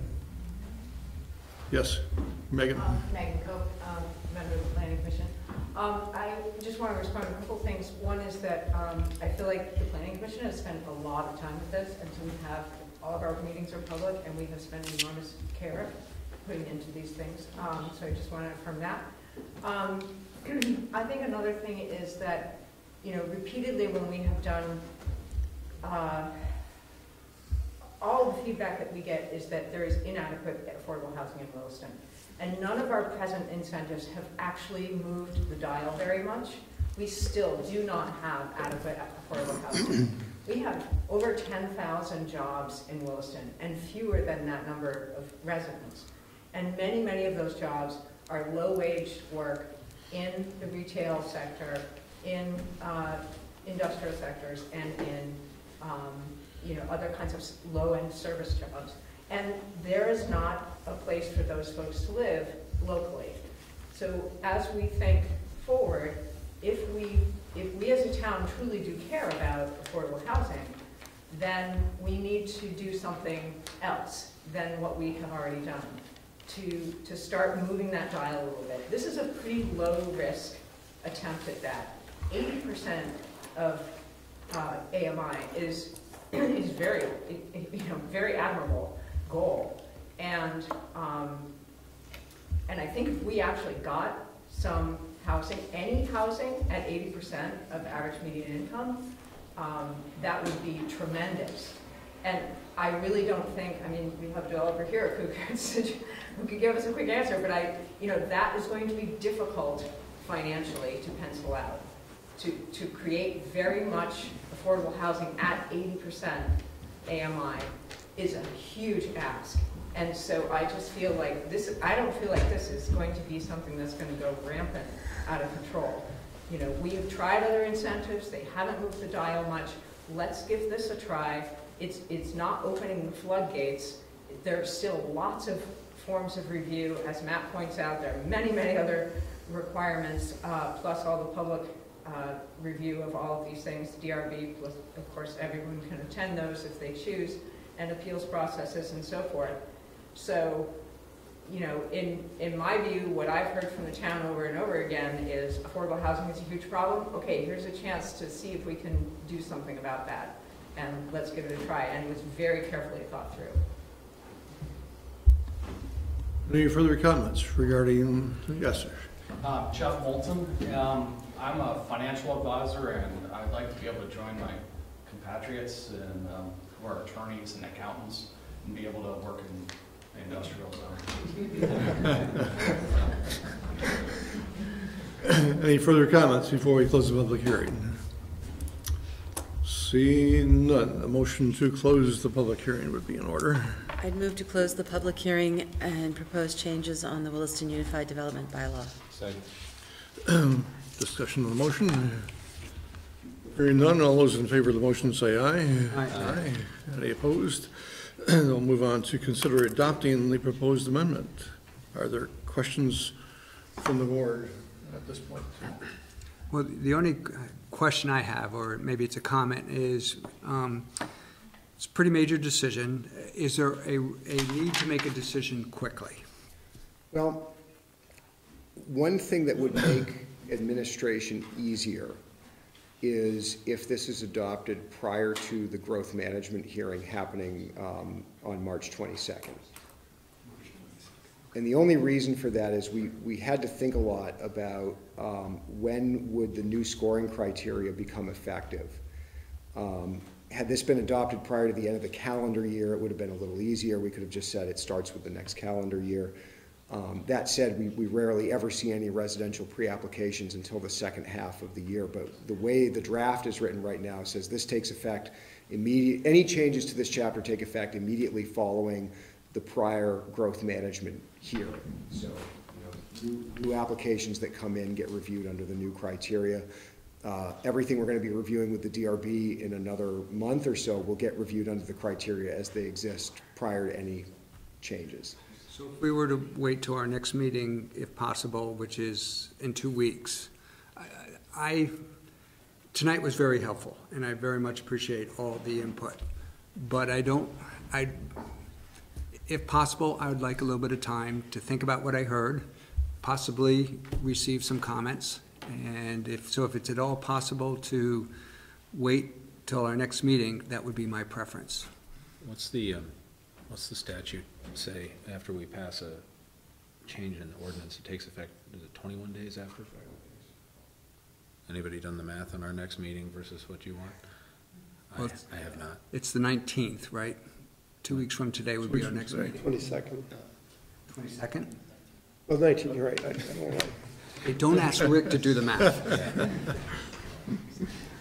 So, and then you need it by the 26th, did you say, of March? That's correct. All right. It's March 26th. Thank you. So that seems, Okay. Yeah. is that, Any vote of you folks? It's okay with me. Do I hear consensus to postpone the vote on this until next meeting? Good, Okay. thank you. I will do that.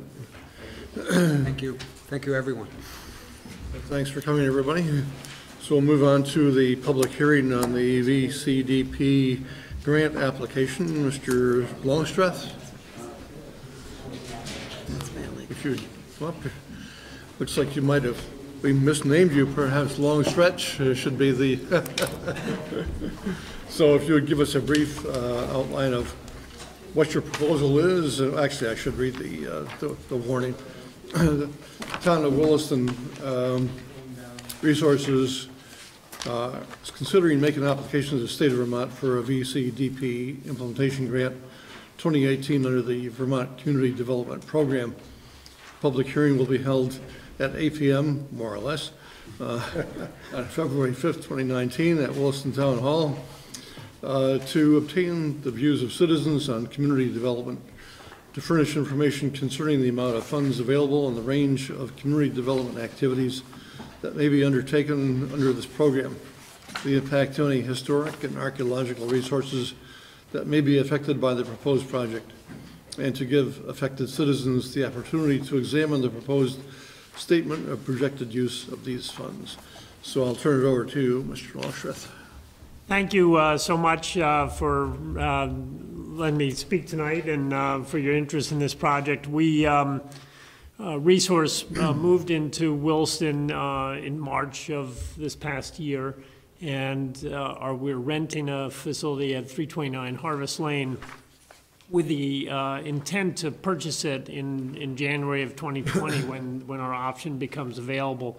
Resource is a nonprofit. For those who don't know, we have 4 sites, Burlington, Barry, Hyde Park, and now Williston, and we operate workforce development and training programs for low-income disadvantaged individuals, people who are blind or visually impaired, folks with other disabilities, and help them get into jobs. We also work with some in-school youth to get them, help them improve their skills so that they're better equipped when they graduate from school to be successful in the workforce. And we do those training programs through our social enterprises that keep things out of the landfill. We also run programs that support high school dropouts and do construction training and get students certified in NCCER certifications. All of this really depends on having the right space. And the Williston site is our new headquarters. It's our largest space. It's really critical to supplying the other 3 sites with goods. When we have about a $5 million annual budget. 60% of that is coming from our social enterprises.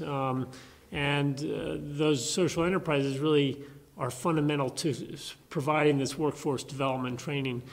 And really the only way that we could afford this building is acquiring it. Ownership will save us over $300,000 a year, and that funds a lot of training programs. And the VCDP funding is one of the few significant amounts of funding for this type of acquisition. So we hope that the town of Williston will support this, and really there's no cost to the town. Resource is preparing the application in hopes that this will be supported by the town, and then it's federal money that gets passed through the state. So I guess maybe I'd just stop there because I could go on and really try to answer questions as they may exist. Try to explain what we're doing. Maybe just briefly on the overall, we have an overall capital campaign that this, actually it looks like some of you, I may have copies of this. I can make these available. We are about 30% of the way towards raising the $3.5 million that we need to fund this overall project. this overall project, the biggest piece of it is acquisition of the building, but it also included some of our moving costs, the cost to rehab the space we are using in Burlington, and to acquire a classroom, a modular classroom, a used modular classroom from Maine that we plopped on the site on Pine Street, that we use for training programs still in Burlington. So the capital campaign, we're about 30% of the way towards our goal. But the VCDP piece is a pretty key part of that. And so we can request $500,000 as a public facility that would support the continued job training, workforce development programs. And so I'd love to answer any questions. So part of that building is being used by another company, isn't that? That's right. There's two tenants that we would inherit as our tenants. That would help us pay the mortgage, because $3.5 million is the fundraising, and then we have $4.4 million of debt. That's the overall capital campaign. So the project we're submitting to Vermont Community Development Program is just for acquisition, which simplifies a lot of things. There's a lot of, we did a similar project in Barry when we expanded to Central Vermont in 2009, received a VCDP grant through the city of Barry, and it was because it included construction, it was much more complicated, and so acquisition is simpler. I'll leave it there. If you know the VCDP process, you'll sympathize with me. So this is a public hearing. If there's any members of the public here that wish to make any public comment on this, this is the time to do it. If there are none, I'll ask the board if they have any questions or comments. Regarding the project, no. Our involvement would be similar with how we've done this in the past with, I think, the COTS project in Burlington, and I think there was one other, the school conversion project. Sorry, I'm not drawing the name. And so the only question I have is, Tom, you made the comment it has no impact on the town, just to verify that with Rick and Eric, particularly if we have to do one of those over $750,000 worth of Single audit. Single audit is. I've already questioned Mr. Longstreth about that, and he agreed that cost, the incremental cost of doing a single audit, would be covered by either the organization or the grant. I don't know which, but. Well, no, I think it would be resource. I think because we want to keep it as simple as possible in terms of the application. So we would just, if there's, and partly because we're not sure that that's going to be required.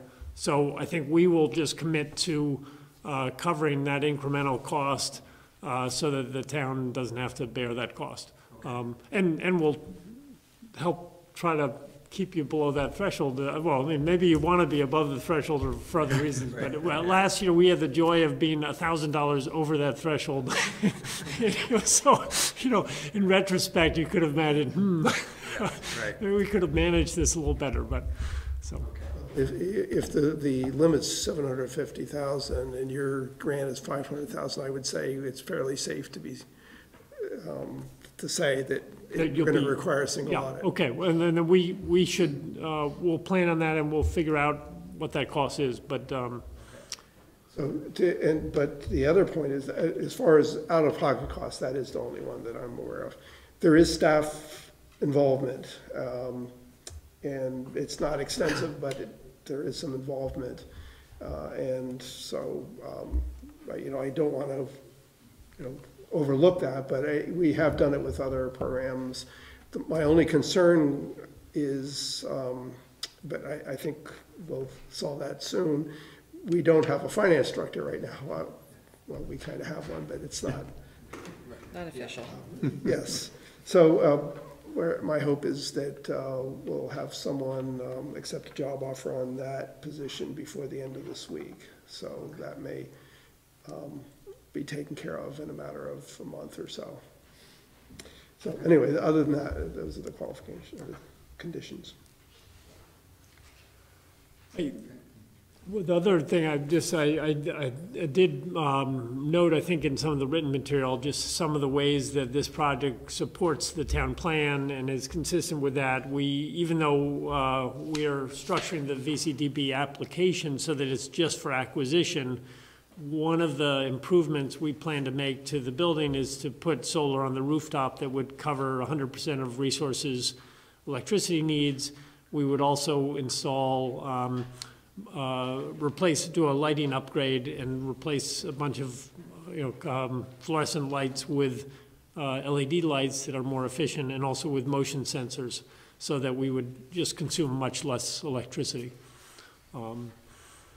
I guess as part of the solar installation, we also would have an opportunity to replace and add insulation on the roof, which is, I think, under insulated. Any further questions from the board? Any further comments from the audience? If not, then a motion to close the public hearing is in order. I'd move to close the public hearing on the Vermont Community Development Program grant application. Second. Is there any discussion on the motion? Hearing none, all those in favor of the motion say aye. Aye. Any opposed? Then we consider authorizing the manager to sign the application. Is there questions regarding that, or is there a motion? I'd move to adopt the resolution for the Vermont Community Development Program implementation grant in support of the proposed capital project for Resource. Second. Is there discussion on the motion? All those in favor of the motion say aye. Aye. Aye. Any opposed? Congratulations. We'll Thank you very much. Forward to it. Well, thank you. Thank you so much. So we have a document to sign. I'll pass it along.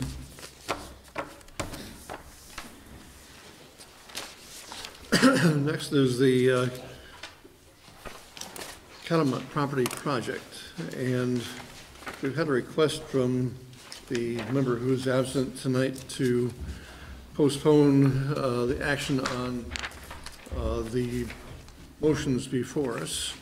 She emailed me and asked that since, could it be not on the agenda? I told her no, that it has to be on the agenda because it was warned, but if she had, and she would like to be present for the vote, I asked her to, if she had other objections to the proposals, to send those to me before tonight's meeting. And she responded that she thought that she did have some problems with a couple of parts of the proposals and would like to have a discussion on that with a chance to dissent and to have more debate on the issue.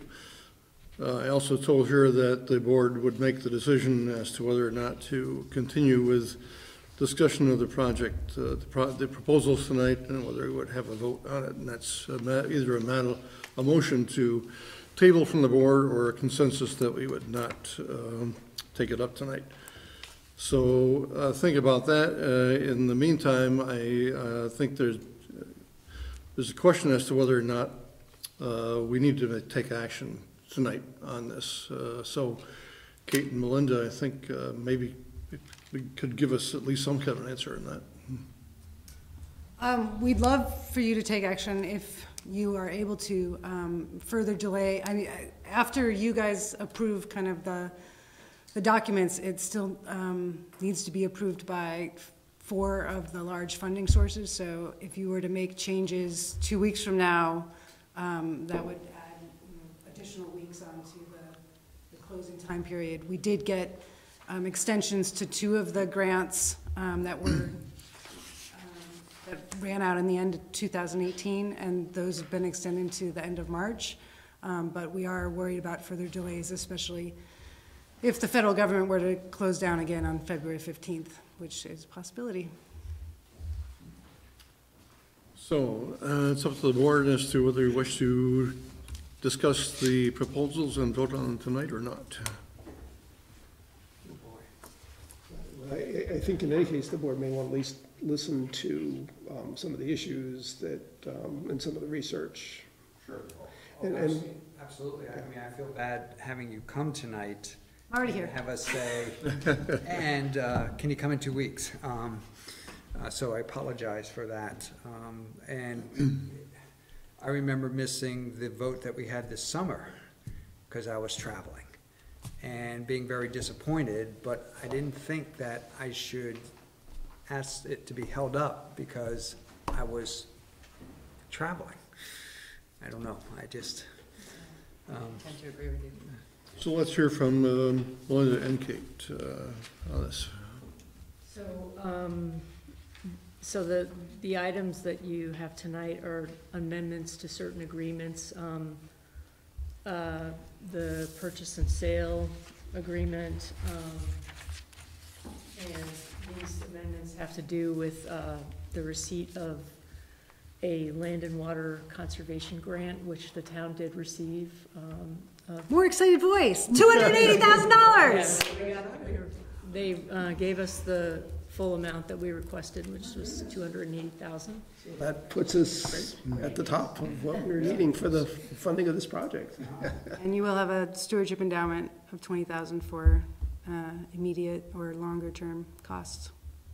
Congratulations. It's She great did, news. Melinda did great. Well, it was a lot. It was a team effort, both of your parts. So, yeah, that being said, there's an amendment to the purchase and sale agreement. I think, so section 2A, basically amended to leave the last 3 sentences and replace them with the following. Sellers, so it talks about the $280,000 grant and that the waiver of retroactivity that we got to get to submit an application. And so this just says that in the event the funding from the United States American Land and Water Conservation Fund exceeds $260,000, which it does, then buyers shall set aside any funds in excess of $260,000 as a stewardship endowment. And I missed the first part. If the funds exceed $200,000, basically we're going to reimburse the Trust for Public Land for $60,000, and the extra $20,000 will go towards the stewardship endowment.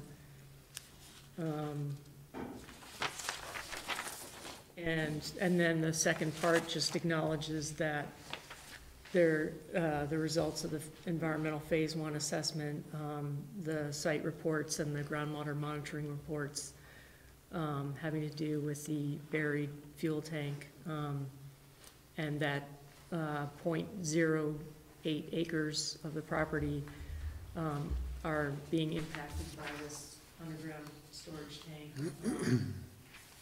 And so it's just acknowledging that, and that the remediation will not be complete as of time of closing, and that the Trust for Public Land has advised the town to enroll in the Brownfields Reuse and Environmental Liability Limitation Program with the state to help prevent any future liability, and that this must be done, if we want to do it, before closing in order for the town to be eligible. And in fact, we had submitted an application to Brella, and we were accepted as, so we are indeed enrolled in the program. So that that's what I wanted to update you on. That. Is there this concept of, I don't know what the right words are, it's like this small easement, piece of the easement is going to be delayed in it being transferred. I don't know if that's the right word. I'm just trying to understand, first of all, how does that work? And is there any liability with that? Is there anything we should know about that that could come back in the future? So how that works is that there's some language in the conservation easement that basically excludes this 0.08 acre parcel or piece. The town will still own that piece, but it won't be under the conservation easement until such time that the town gets a letter of complete, basically a certificate of completion from the state that we've done all we need to do as far as site remediation. And my understanding was that monitoring would be ongoing even beyond that time, but at that time, the state will have made an evaluation of the monitoring that's taken place thus far, and if it's contamination has subsided to levels that are underneath the state threshold for whatever, yeah, under the threshold, that they will issue a certificate of completion at that time. And then as soon as the certificate of completion is recorded in the town records, that automatically triggers the easement to then cover those 0.08 acres. Okay. What is the liability if that certificate of completion isn't issued and the easement thus doesn't get, whatever the word is, transferred? Is there any issue with that? No. It's just a small hole in the easement, if you will. Yeah. I mean, it's not like you can build something there on 0.08 acres. Because that would actually be against the federal community forest program rules. Mm-hmm. So there's nothing you could really do there, even if the easement didn't cover it. So, and I'm asking this of everyone, it's an issue, but it's a non-issue in terms of any sort of liability or long-term use or conservation of the property. According to the state DEC staff. Back one more time, why are we giving $60,000 back to the seller? I know we had this discussion, and I thought we were not happy with this discussion. So there were two issues. Kate asked that, because at the time we didn't know we were going to get the grant, or we didn't know how much we were going to get, and we thought we'd get some. So Kate had asked that if we only get $200,000, can some of that go back to pay some of the expenses for Trust for Public Land? And I had said that I didn't think that was an acceptable proposal, and clearly the board agreed with that piece. But then there was the other piece that, well, if they get a grant above the $200,000, which is what we had committed all along, then what happens with that money? And I remember now. I needed just to catch my breath. Thank you. And the Trust for Public Land incurred additional costs or costs that are not being, that you anticipated would be compensated, but not for this grant would not be compensated. Right, so we're putting $60,000 of our own money into capital to buy the land, and then when the LWCF grant comes through, the money should come June or July, depending on if the government shuts down and how delayed they are. Then that will kind of reimburse us for the extra money we've put in. And I think, like, originally we were, I think, only intending to apply for 200,000, but then as the, project was drawing to a close and we still had a funding gap, we decided to apply for more to cover that gap as well as the stewardship endowment, so. Yeah. Further questions? On everything, or the whole thing, all four parts of it? Okay. Is now the time to talk about the ERF, or? No, we're still on purchase and sales. Okay, that's what I meant. This is just on purchase and sale, okay. Yeah. No, I'm good.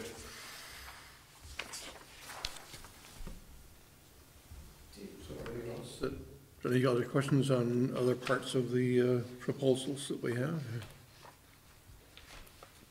No, but one of the questions I was going to ask is, if we're going to go on to a discussion of another document, do we want to, one, decide if we're going to vote on this, and then two, decide if we want to vote on this in parts, so that we're not trying to, is that, I don't know if it's out of order. Well, there are four different motions proposed to deal with each of the sections that we're dealing with. If you wish to deal with them later, discuss all of them at one time, and then go and vote on those afterwards, that seems like a logical way to go. I should mention that the first three documents we're talking about, the board has already approved. Right. And so what we're talking about is some reasonably minor changes. I think the biggest issue that we've had to discuss, and we discussed that at the board's meeting on January 8th, was this whole contamination matter, because it was, the scope of that was fairly, we didn't realize the scope of that until more recently, and when we, so that's why we brought it to the board's attention on January 8th. And so you've had some time to think about that issue since then, but that was the big issue, and we were talking about these, all these other documents are very, very pretty much minor issues, which we've shared all the details with you on those as well. And it also sounds like from the Trust for Public Lands perspective, and possibly also from Melinda, I don't want to put words in your mouth, but there is concern about moving this forward. Yeah. Yeah, definitely. The time is getting short. I mean, bottom line is I would appreciate hearing Terry's comments or concerns. It's not about that. This was scheduled for tonight. We're hearing concerns about hoping that we can move this forward because there are concerns down the road, government shutdown, what have you. I don't know, I guess. I think the comment I would add to that, though, is that those concerns have been stated and brought up already, and then I believe have been addressed, and that's why we're back here again. I don't know that without meaning any disrespect, I don't want to go and rehash the same things over and cause another delay. If it's something new and different, and she didn't elaborate on that. So I can tell you what she said, that I do not support the licensing agreement any more than I did before. And I would support the purchase if we have access to the appraisal for review. Okay. Well, those are the same things we've already heard.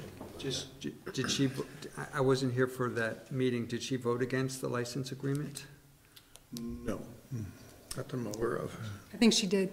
Did she? Okay, I don't recall. Okay.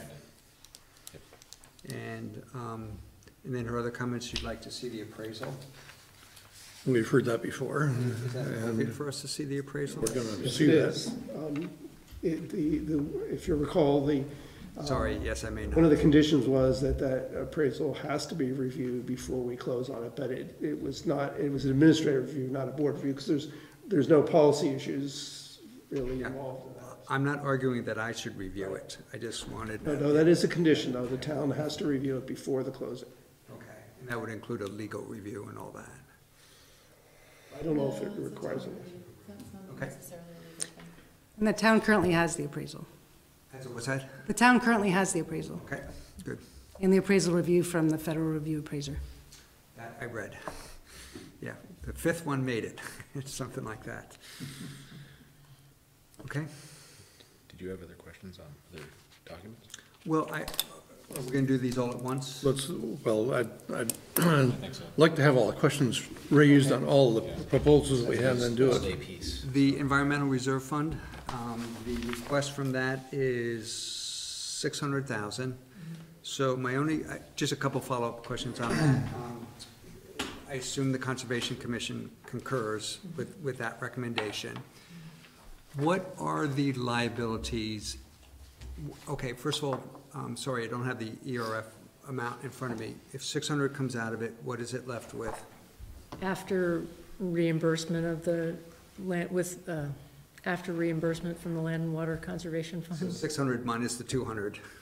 So we will be left with 200,000 after reimbursement from Land and Water Conservation Fund. And looking, your crystal ball, looking down the road, the near future, is having quote unquote only, that's still a healthy amount, but only $200,000 in the ERF. Is that going to be, is that of concern? I don't see anything on the radar, but it doesn't mean that, Something couldn't somehow not magically, Right. but pop up. But I think the Conservation Commission has recognized that to be a risk, but has thought that this acquisition is worth it. One other point is that I believe we have another, I forget the is it, I don't know, somewhere between 40 and 60,000 budgeted for next fiscal year to go into it. So that would be added to the 200,000. And I don't know if you also included the amount that's being budgeted, that was budgeted for this current fiscal year. No.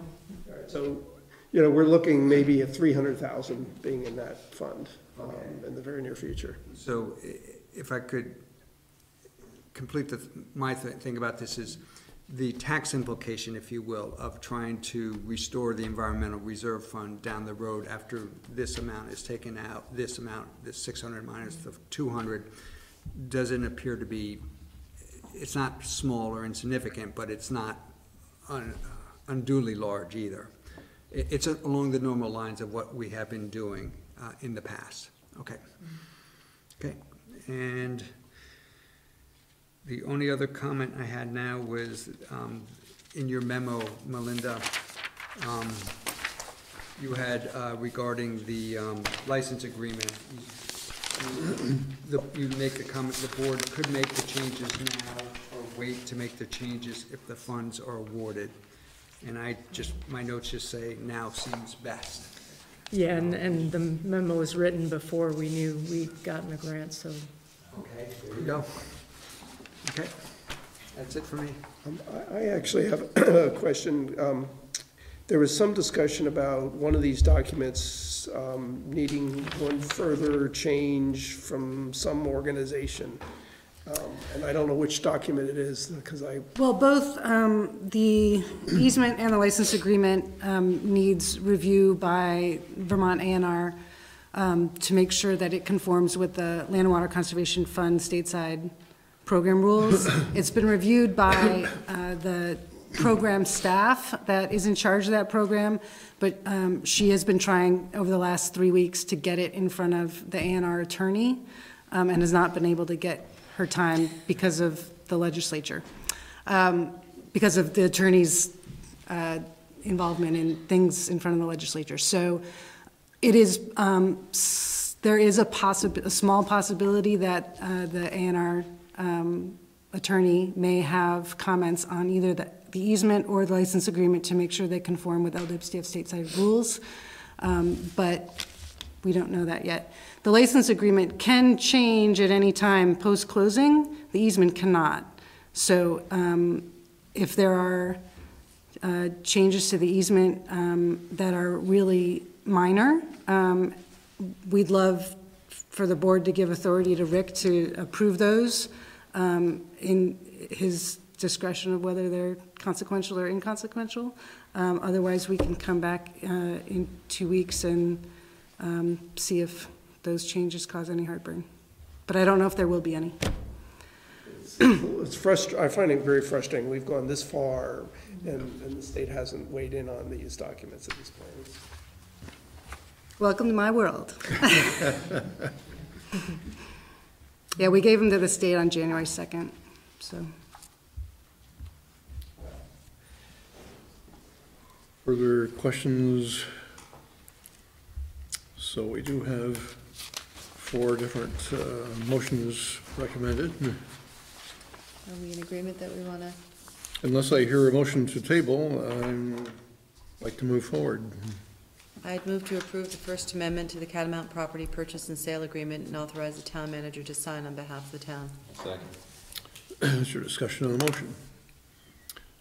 Hearing none, all those in favor of the motion say aye. Aye. Aye. Any opposed?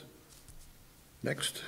Move to approve the amendments to the conservation easement and authorize the town manager to sign on behalf of the town. Second. Any discussion on the motion? All those in favor of the motion say aye. Aye. Any opposed? Aye. Any opposed? What did I say? Did I screw up? I forgot to say aye. So it's 4 to 0 and no opposition. Next. I'd move to approve amendments to the town's license agreement with the Catamount Outdoor Family Center and authorize the town manager to sign on behalf of the town. Second. Discussion on the motion. All those in favor of the motion say aye. Aye. Any opposed? Next. Move to authorize the expenditure of up to $600,000 from the town's environmental reserve fund for the purchase of the Catamount property. It authorized the town manager to close on the purchase of the property on behalf of the town and execute any deeds and legal documents required for the transaction. Second. Any discussion on the motion? Hearing none, all those in favor of the motion say aye. Aye. Any opposed? We've done it. Thank you so much for all of your hard work. Thank you. We'll now invite you to the closing party in the springtime.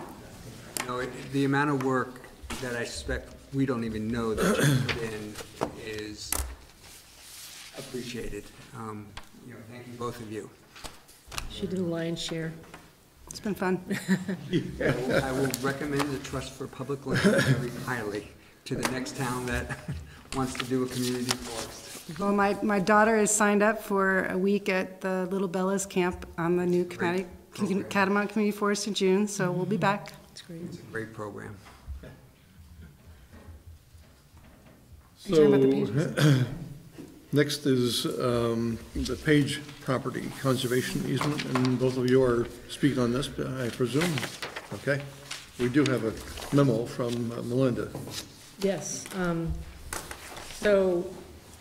As you know, the Pages have generously agreed to donate 17 acres of their land to the town forest. In doing so, their remaining land is no longer eligible for current use, and it must be withdrawn from current use. And so landowners who withdraw their land from current use incur a land use change tax, one-time fee, which in this case would amount to around $16,000. And the fees collected by the state, and a small percentage goes back to the town, I think up to $2,000. So in trying to figure out how Steve could donate land to the town and not have it cost so much money to him, we thought of if he has a conservation easement placed on his remaining 8 acres, it would substantially reduce this land use change tax fee to something in the neighborhood of $2,500. The Pages are agreeable to the town holding this conservation easement, both in order to reduce these costs and also to ensure that a little more protection of land. And the town has done this in the past. So the advantages are obviously the reduction in costs, and also that some additional land is protected around the town forest. There's what I see as a minor disadvantage from the town's perspective, just a very slight reduction in future tax revenue from the parcel. But I think we had at one point estimated what that reduction would be for the entire community forest, and it was pretty minor, as I recall. This is only 8 acres. So an acceptance of a conservation easement, this is an easement that the town would hold over Steve Page's land, would require select board approval. And we recognize that the conservation easement has not yet had a chance to look at this, and you'll probably want a recommendation from them. And it's on their agenda for tomorrow morning, so we're not expecting you to make a decision tonight or requesting a decision, but presenting this information and asking you to consider it for the next meeting, perhaps. So, if there are questions for Melinda on the proposal, I would recommend that we have a consensus to proceed with this pending recommendation from the Conservation Commission.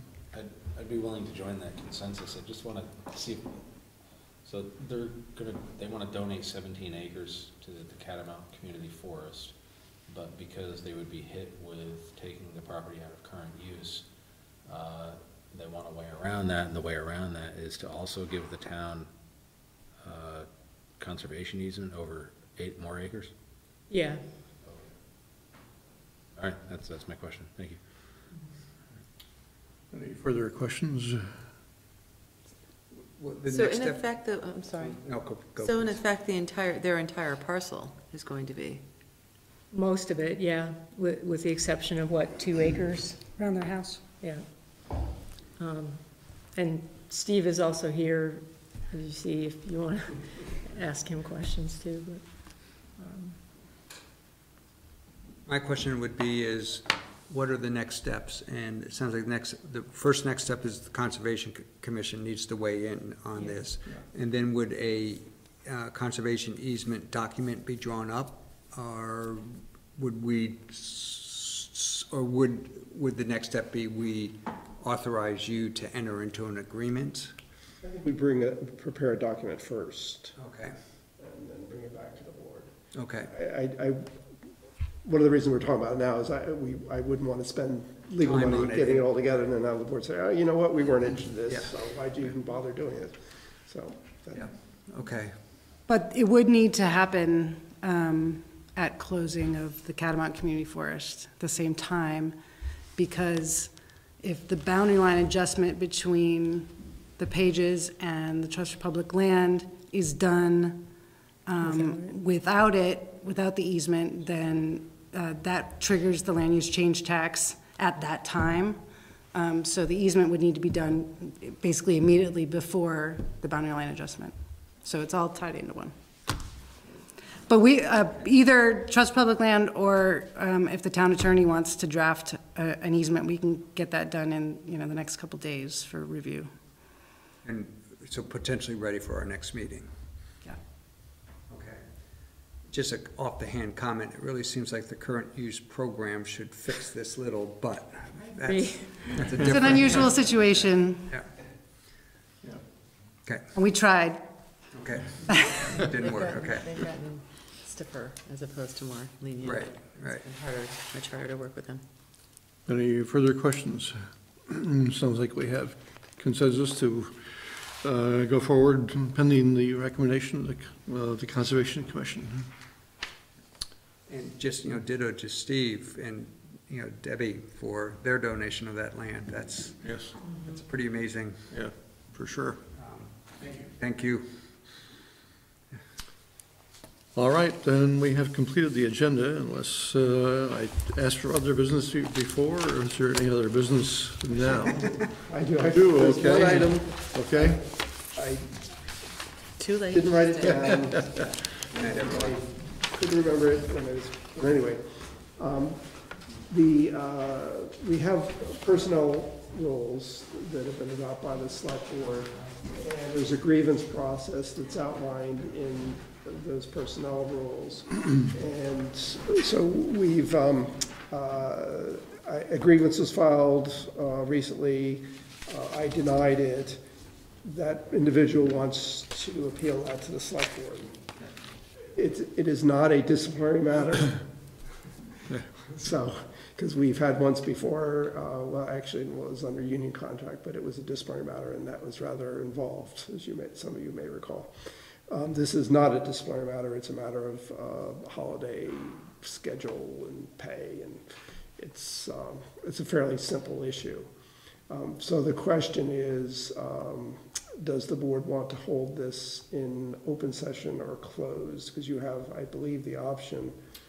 And the employee has not expressed, that I know of, a preference one way or the other. I should think the employee would want it to be a closed session. I would think so too. Deliberative session and closed session. I think so. But that wasn't communicated to me one way or the other. The individual asked whether it was going to be open or closed, so obviously it was on this individual's mind, but I said it was up to the select board to make that decision. I should think closed. I see no reason to have a public. Closed session. Closed is right. I don't have a strong opinion, so I'm going to go with what I think are those who know more about it than I do, and sure, closed. Right. And as I understand the way the process would work, you would, both sides would give testimony, And the board would then afterwards be tasked with the, coming up with a written decision. And that's not something I can write. Right. And we'd have to figure out who's gonna write that decision. I don't know, maybe we could have Eric do it, and then you can have it reviewed by legal counsel, perhaps. As long as I'm not the one writing it, and as long as it's consistent with the direction the board wants. And then, you know, that can be part of a deliberative session. Yes. And then, if the board agrees after it's been written and reviewed, then you just sign the decision and issue it. So it may require a second meeting of us for a deliberative session after the original one, or maybe not. Well, again, this is not a complex issue, so I don't think it's going to involve a lot of time. I think given the schedule for the meeting on the 19th of this month, I keep confusing it with January. We did have a meeting on the 22nd. I think the agenda's light enough that, and this issue is not complex enough that we should be able to do this as part of the regular meeting. You know, after maybe towards the end of the regular meeting, so we don't disrupt the flow of the meeting, but, and the board will also be talking about my evaluation. We would need to do the evaluation, because we will have a new board in March, so we need to do that. So, and I think as far as the once you've deliberated, and I forget I don't know if the personnel policy has a timeline on it, but in any case, it would be good to have a written decision before March 4th or 5th, I guess, when then a new board is elected. Right, a new board starts, right. So, closed session, it sounds like what we're going to do. All right. Anything else under other business? Then we're adjourned. Thank you.